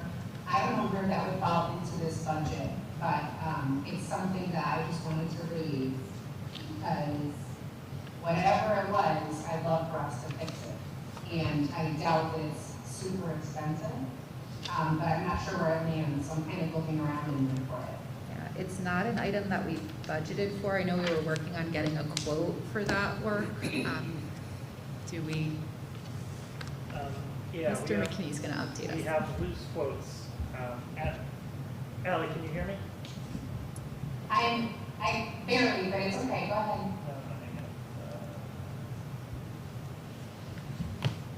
So we have, it's not budgeted,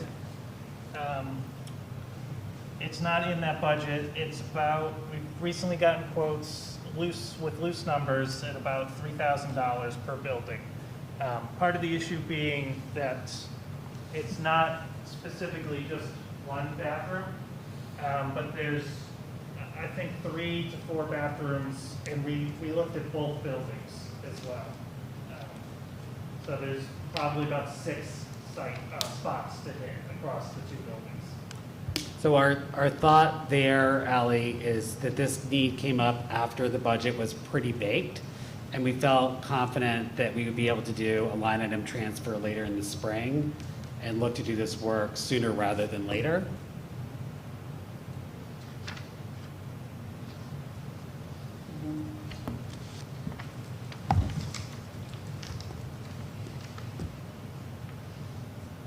Thank you, I appreciate that. I know it was a very specific question, but it's been bothering me, so I appreciate it. Yeah, no problem.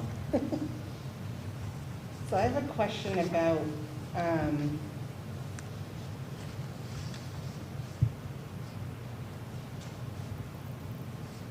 AHM. So in the summary for professional services, right, it said that we used to pay for some of AHM services through IDA, but now we're putting them all into the budget, and I understand like what it's saying, like, so their social work services are afforded to all students. However, you know, a portion of those are going to be students that fall under IDEA, and is there not would that grant not help, offset some of the general fund costs, even if it's, I'm not saying like a 50-50 or anything, but whatever the percentage is of students that might be utilizing those services, could it still be put under IDEA? Yeah, I mean, there's definitely students with disabilities that are accessing social work services. It just, in a discussion with our admin team, we just didn't want to be tied into making sure that the caseload was within ratio of what we budgeted. So we took a look at a lot of IDA items that were split funded. Those secretaries for one, our BCBA contract for another, and our AHM services, and we just moved them to one or the other. So overall, we really are like leaning on our IDEA grants more than we have in the past. We've tended to carry over quite a bit of funds into the second year, and we're really like spending down quite a bit. So we've utilized IDEA in a way to put as much, relief on this budget as possible, specifically around our increase in paraeducators, and sort of left other kind of expenditures net the same level of funding under IDEA. Thank you. So that being said, Gilead social worker. If we wanted to make that social worker full-time 5 days, could we use IDEA to pay for that remaining piece to do that? Off the top of my head, I'm not sure how much wiggle room's left in the IDEA budget. I would say this, I feel like we've pushed ourselves right up to our comfort line for IDEA. I would not be advocating for us to put anything else in IDEA. I think if we wanted to push the social worker to full-time, I think you need to budget for that in the general fund. I think our grants are really stretched to their max right now, and if anything, it doesn't rise to the level of concern right now, but like if some of the paraeducators that we put into IDEA, we need to continue with the following year, they will likely need to be funded out of the general fund. So we have really leveraged our IDEA grant to the max to keep the burden as low as possible this year, knowing that that could come back with additional expenses for next year. But like I was explaining before, I think that's highly appropriate given the situation that we're under, because some of the additional paraprofessionals that we added this year, we may not need the year after. And if we put them in the general fund now, we'd be locking ourselves into those expenses into the future potentially. So that's a long answer, but I do feel like that we've pushed IDEA to its max. I don't know if Dr. Briere, if you agree with that? I would agree too. Yeah, just an additional thought I was having too is our social workers do primarily have students receiving Tier 2 and Tier 3 supports, non-IEP students, so adding 2 additional days, 40% of that person's time, it would have to equate to taking on more students with IEP service time, so it would be a re-equation around that, but currently the caseloads are high, but also specifically students primarily that do not have IEPs. So it would be some thinking around how that case management will be split to satisfy the ratios within IDEA requirements. Yeah, to get to the 3rd day a week, we're using the primary mental health grant to fund the increase from 2 days to 3 days this year. So we still are utilizing some grant funds for that position. That funding won't increase. It'll likely stay the same or even decrease slightly. But I think we really have pushed things to the max in terms of the grant department. Okay. I really would like to increase, I'm just saying this as myself, social work services in Gilead. To kind of, I just think, given everything that you said, I know like what the deans are doing, but as far as like, meeting once a week, and I know the deans are probably doing that with these kids, but those additional services sometimes can be very helpful, especially if you start out young and build strategies that they can use as they get older. You wouldn't find possibly like so much need in the higher grades. I would not be against upping social services, social worker services in Gilead. We could put it in the spreadsheet. We could. There goes our change of 3% or 0.03. It's a team effort. I wish it was a change of 3%. Just to see what it looks like. I don't know, Caitlin, you can do that off the top, like. Yep, I can. Okay. I'm just having trouble sharing my screen. There we go. Okay. So right now, we've budgeted 2 days a week, so we're gonna put the same amount in to add 2 more days Oh, a week. it is a convenient figure to grab. That's right. Oh, Yeah. geez. Well. Hence why I went grant first this time. Yeah.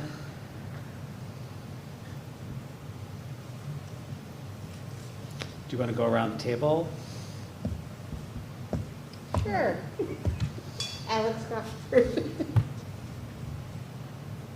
I don't necessarily have an opinion. I would benefit I would err on the side of caution with you. I don't have much more than that. Joe? Joe Margada. I like where you're going. However, I would want to, you're not going to like my solution as to how we would pay for that. Because my feeling is, we're looking at what the Dean of Students are doing. And I think part of what we're looking to do here would be to offset some of that. So my plan to pay for that would be, we should probably look at cutting at Dean of Students to offset that. I made a change because I grabbed the Hebron figure. I grabbed the wrong figure. Oh, it really reduced that. Try again, Caitlin. No, so there.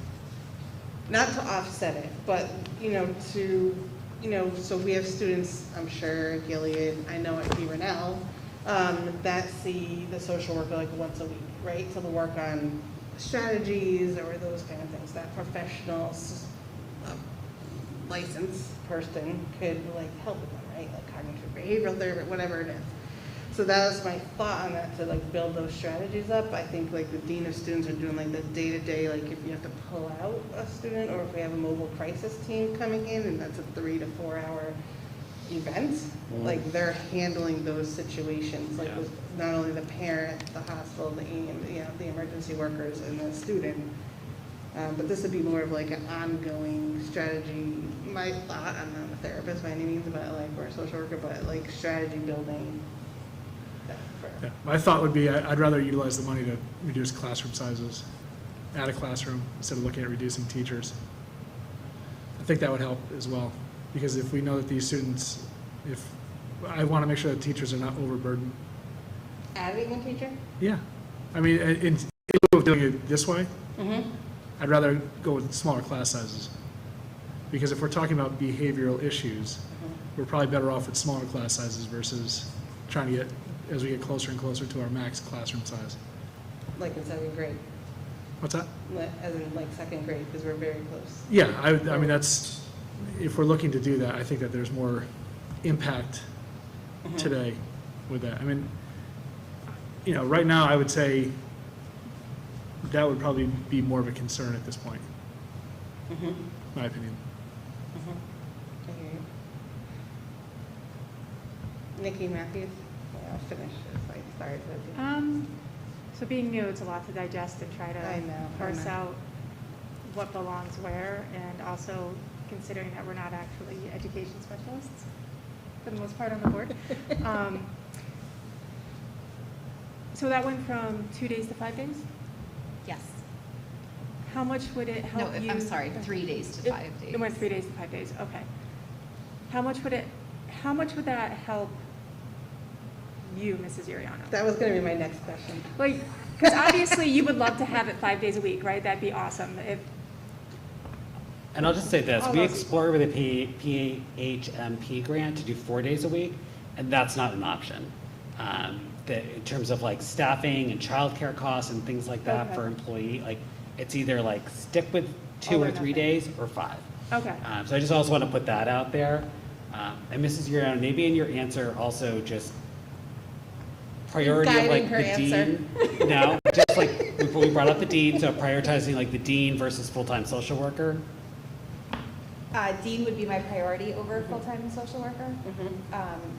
Definitely, even just because you'd be getting 2 days of a social worker versus 5 days of the dean, who's already well entrenched in, creating relationships and with families and students. Like I said last week, I would never say no to more social emotional support. I think our most critical need right now is in that area, so I would certainly never say no. I just wouldn't want to sacrifice the dean for that support. So to Mr., I'm sorry I'm putting you on the spot. I'm going to okay. apologize right now, but I am putting you on the spot a little bit. Maybe Dr. Baer can help you out. Yeah, I didn't mean to say no. Yes. Heather, before you continue there, shouldn't you get the rest of the board member comments? Yes. Yes, but I was going to say, because they might want to speak to it. Amanda Veneziano. Well, I think the increased social worker is probably a great idea, especially since we keep hearing how, behavior, mental health is definitely a need. We have to find that money somewhere. I'm not okay with this big of an increase. We cannot present a 4% increase to the town. So if we're doing this, I understand that you really want the deans and that's what's being stressed. And, I agree they're fantastic, but last year they also taught. This year they're not teaching at all. And I'm just wondering, everything kind of, I don't know. I just feel like we have to, while this is important, because this is what's being stressed, is needed. I mean, that's how it's coming across. This is the emotional well-being and behavior is needed. So I do agree that we should add this. We need to find the money somewhere. And I think it's going along the lines of Mr. Margaitis, what he explained. I hear you. But adding a teacher is a lot more than adding 2 days of a social worker. I'm not against that. Just an idea. just an idea. Ali Schmeisel. So I'm going to be thinking about this. I don't think I've made a decision about it either way. I do want to be transparent and abstain from any specific comment about any specific providers, for example, like a GEM. I don't want to assume who would do social work and whatnot. But I do want to be very clear. When we're talking about social work services, we're talking about a licensed clinical intervention. That's what we're talking about? More hours and more days? Yes. Versus, what it sounds like anyway, I just want to be clear, versus utilizing capacity from the dean of students who are not licensed mental health professionals. I just want to be very clear about that. Not versus. So 2 different things. So the dean of students, I think, are critical, right? Because they're working with 50 kids at Gilead, 55 at Hebron, specifically on behavioral needs if they have to, I'm assuming, be pulled out. We have mobile crisis coming in, any of that work. I'm just thinking, and we could take it off because, maybe we've only have 3 days now. But my thought was to have more of a, cognitive behavioral therapy or whatever you want to call it. That's just my word, my piece, but strategies for some of these kids to build upon throughout the year so that later on when they get to, as they get older, they have these strategies in place so it would help them out. Having them in place earlier might help them out. So Heather, are you? I'm not going dean versus social worker. I am a very strong proponent of the deans. That's not a question for me. I would never want to not have a dean at either school. You can't have a dean do something effectively unless they're like entrenched with the kids. So you need one at Hebron now, it's a totally different, 3 to 6 is a totally different age group and needs of kids in that, and versus pre-K to 2, or K to 2, I should say, because the dean's doing K to 2. So that's, like, the deans to me that has nothing to do with like my ask for the social work. I just want to be clear on that. Just a question, so what you're saying, so you're not talking about reducing the caseload at all for No. the dean? Not at all? No. Okay, so what would that social worker, in your opinion, what would they be doing? So the deans are doing like daily behavioral challenges, right? They're not like pulling, unless you please correct me if I'm wrong, but my understanding from what you both presented and Dr. Baird presented, they're not pulling kids out once a week, meeting with these kids, maybe in lunch bunch or if there's an issue going on, but not like every Friday at 8 o'clock, I'm going to meet with this student for a half hour or 45 minutes to work on strategy building to help them manage stress in their life. I'm just making that up. That's what I'm kind of like talking about. Does that make sense? Am I right about that? Or are they pulling these kids out? Like, I don't compare deans because that's a different with a social worker who has a clinical, like, cognitive, like, I don't think you can compare the two. So deans are also working with parents. Yep. Deans are doing some consistent meeting with certain kids to work on like short-term strategies, but to Allie's point, they're not doing like the mental health therapeutic working on long-term strategies. It's more behavioral strategies or problem-solving strategies that are a little more short-term to address specific needs that a kiddo has presented. So Heather, getting back to what I was saying, it sounds like there's 50 kids roughly that are assigned cases to deans. Mm-hmm. What you just described to me sounds like they're going to get a caseload themselves of students that they're going to meet with at set intervals. So to me, that would be taking the caseload away from the dean and assigning it to the social worker. Yeah. So if that's the case, then all we're talking about is who's going to be doing the job. Are we just adding another head count, or do we feel that the deans are overloaded with this work where we need to have another person on board? So I guess that's, to me, that would be something we'd have to solve. Yeah, so I don't like see one versus the other. Those are two totally different kind of positions. So it's not like, it's more just having those services available, right? We have school psychologists, but let's be honest, like most of the time they're doing IEPs. Am I wrong about that? I mean, not everything, but they have a high caseload of like IEP work and things like that. So I don't know how often they're meeting one-on-one with kids that need like that extra, like I'm working on these strategies to help me, day to day. So it's not one versus the other for me. I don't. Counseling versus triaging behavior is definitely different.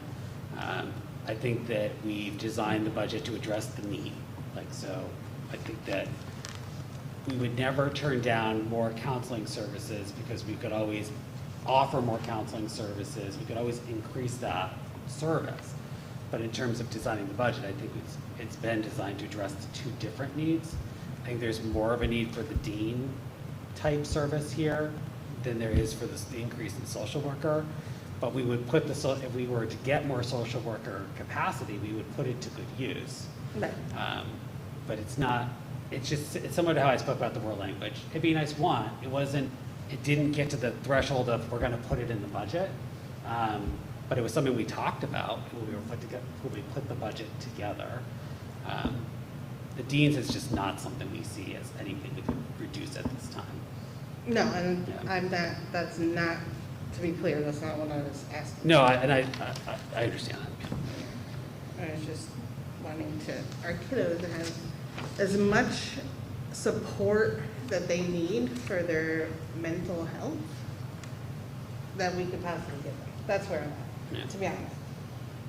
But. So, Madam Chair, Sally, and not to get us further into the weeds, but to get us further into the weeds, the comments that we're making lead me to then ask, who's determining that? Because we're talking about I'm hearing words like triage, you know, I'm hearing words like they need mental health support, but not really formal, but yeah, we kind of, there's some behaviors. So there's processes in place to support identifying, you know, what these children need, right? And so if we're talking about screenings and triaging and things like that, I want to then ask sort of, again, into the weeds, sort of who's making that determination, and if so, you know, does that then point us to, yes, we need more licensed clinical time to help determine those needs, or do you feel like what we have, and I'm sorry, I'm not trying to do sort of like either or, but all of this is revolving around mental health, and we keep talking about this licensed clinical intervention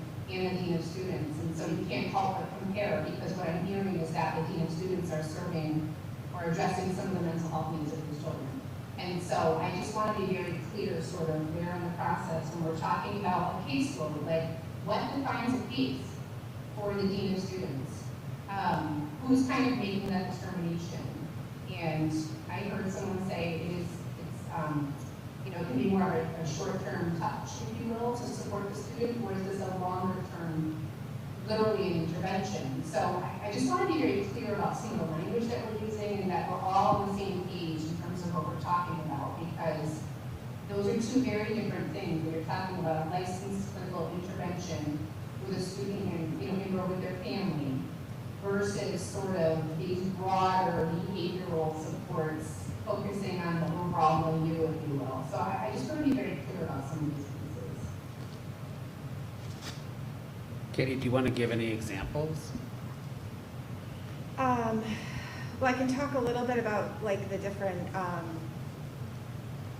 guess, processes we have to identify what kind of supports kids need. So we certainly have family referrals that come in for whatever that might look like. So it might be that they're referring to go through the special education process, and through any assessments we're doing through that, we can identify as a team what that student needs. Sometimes that does land in social worker caseloads, sometimes that's the psychologist. Sometimes there's a specific behavior plan that might incorporate the dean into it.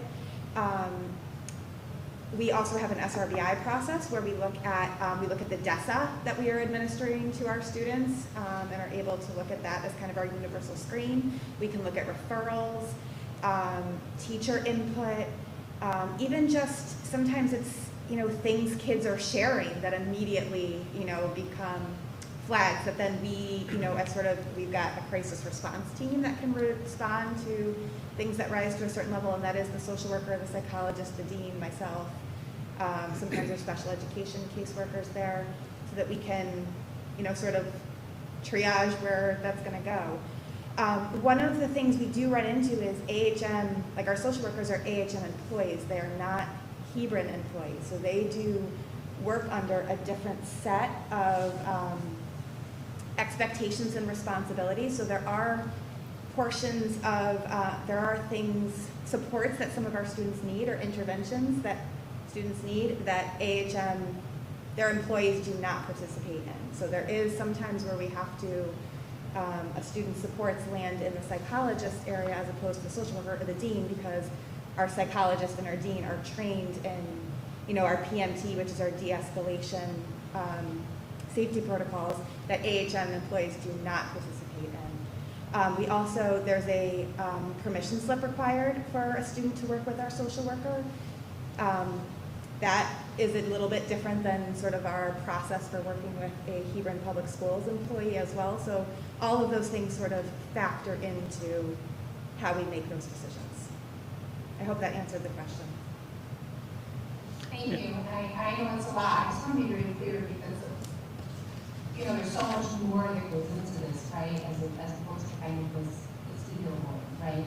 So thank you so much for doing that. Thank you. All right, so moving on. Oh. Stop, Diana. Diana Morales. Yes, hi, thank you. Thanks, Ally, for getting the clarification.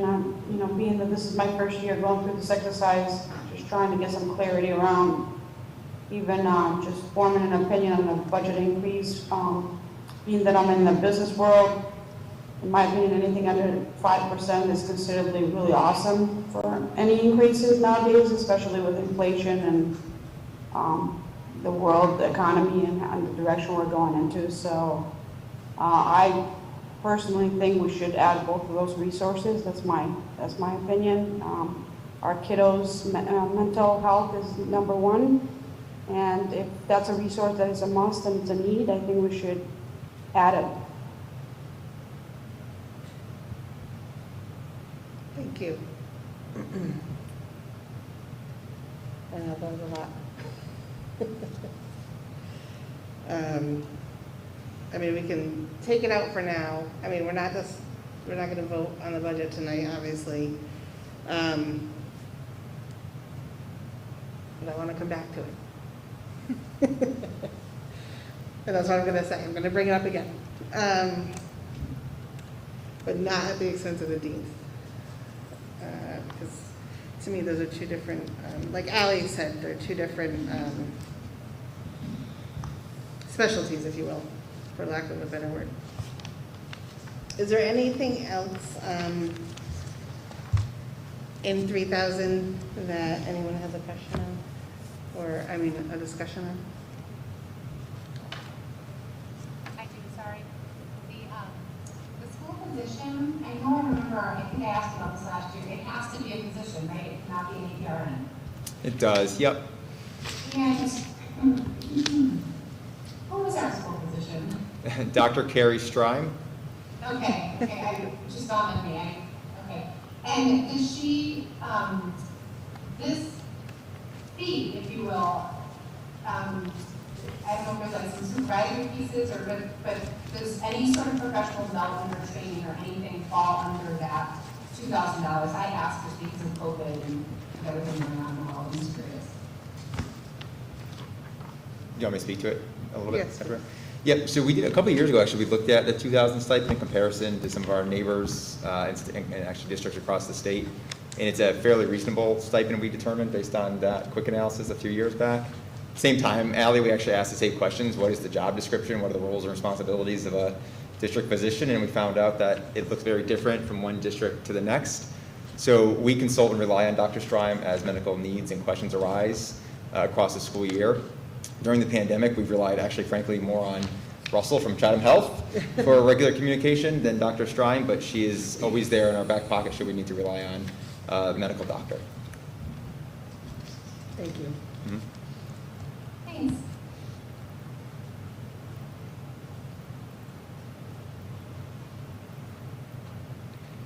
All right.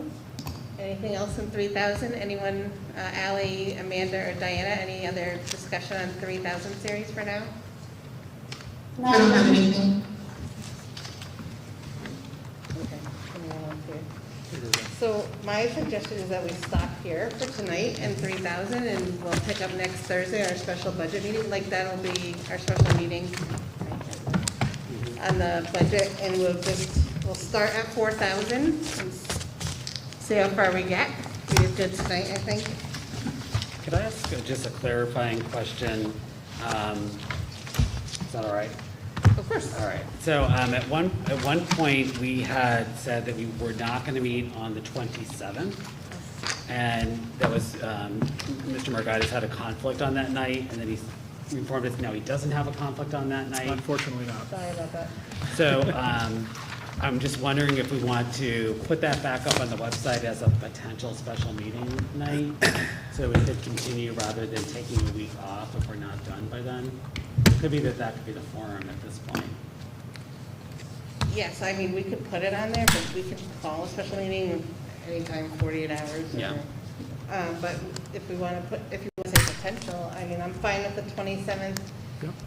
You know, obviously, just a reminder, we have to have this certified to the town by February 15th. I know we want to kind of finalize what our thoughts are and then have a budget form for families and community members just to kind of ask questions or weigh in before we make our final vote on the budget.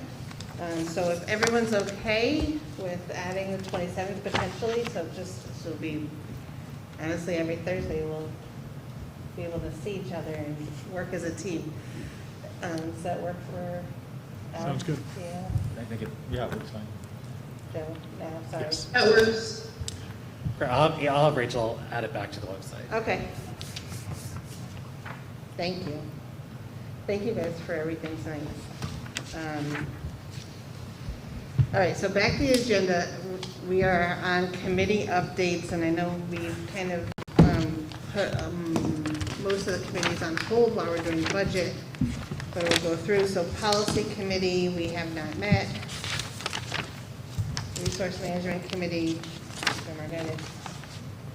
Yeah, we met this evening. he kind of spoke to the budget transfers. Yeah. The only other thing we're talking about is the clock system, which we're still a work in progress. All right, thank you. Student Growth and District Advancement Committee, Nikki Matthews hasn't met. Nope. Communications and Community Engagement Committee, Amanda Veneziano, that hasn't met. Have not met. Negotiations Committee has not met yet. Amanda Veneziano, PTA Liaison.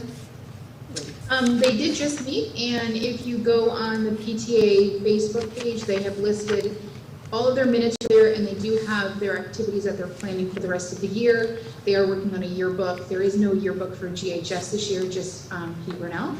But all of that information is there, so they're excited about getting things going, hopefully having an in-person event in the spring.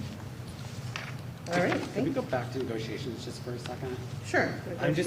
I think it would be good for the negotiations committee to meet sooner rather than later, just so we can start putting out some potential dates for negotiations with the UPSU contract. And so I just, as a suggestion, maybe we attach that to one of our Thursday meetings, either before or after. We don't post negotiations committee, so we have some flexibility in terms of that, so. That's a good idea.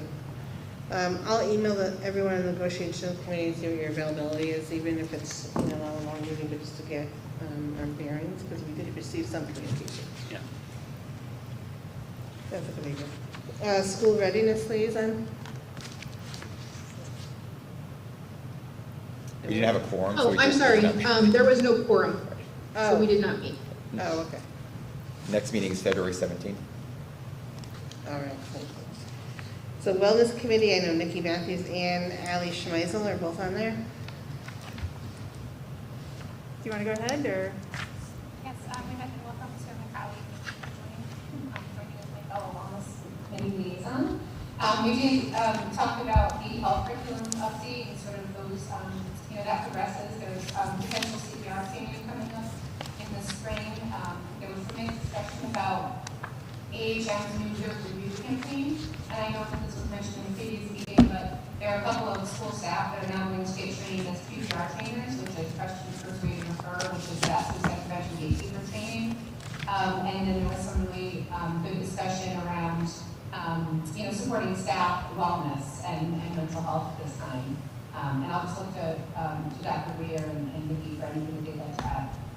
Yeah, I think the majority of the conversation was about COVID fatigue, especially in the staff and some of the students as well, and ways to address that with the staff, and some plans that Dr. Bear has for wellness bingo. Challenge, yeah. I think also to increase morale. I'll just add really briefly, the line item transfers you all approved tonight included some funds to spruce up the faculty lounges at both schools, which is an idea that came out of the wellness committee just yesterday. So that was very quick movement to move that forward. That's so much to hear. Yeah. Yeah, that'll be great. Thank you. Insured services, we have not met. All right. So, old business, we don't have any old business tonight. Does anyone want to add new business to our next meeting agenda? Or any items under new business? Anyone want? No. Okay, new business. Board member comments? Can I make a quick comment? Sure, Ally.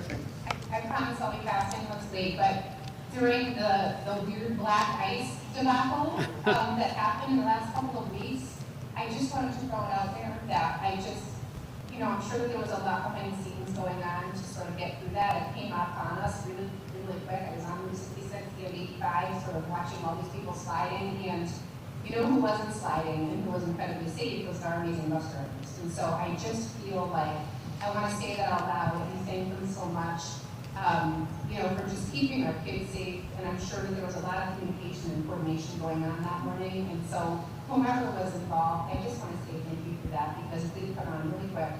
And it was pretty awesome to see what a nice job they did. And everyone got to school safely. So I just wanted to point that out. That's great. That's so true. Any other board comments? All right. So next on the agenda is executive session, and if I'm gonna ask for a motion in a second, and just for those members online, we will reach out to you via phone. We move into executive session. So I will ask for a motion to move into executive session at 9:45 p.m. And invite Dr. Baird to participate in the executive session to discuss the superintendent's evaluation. So moved. Jim Margulies moves. Is there a second? Second. Alex seconds. Any discussion? All right. All in favor? Oh, Alex? Aye. Joe? Mike? Aye. Nikki? Aye. Diana? Aye. Ally Schweisel? Hi. Amanda? Veneziano? I All right. We're now in executive session. Thank you.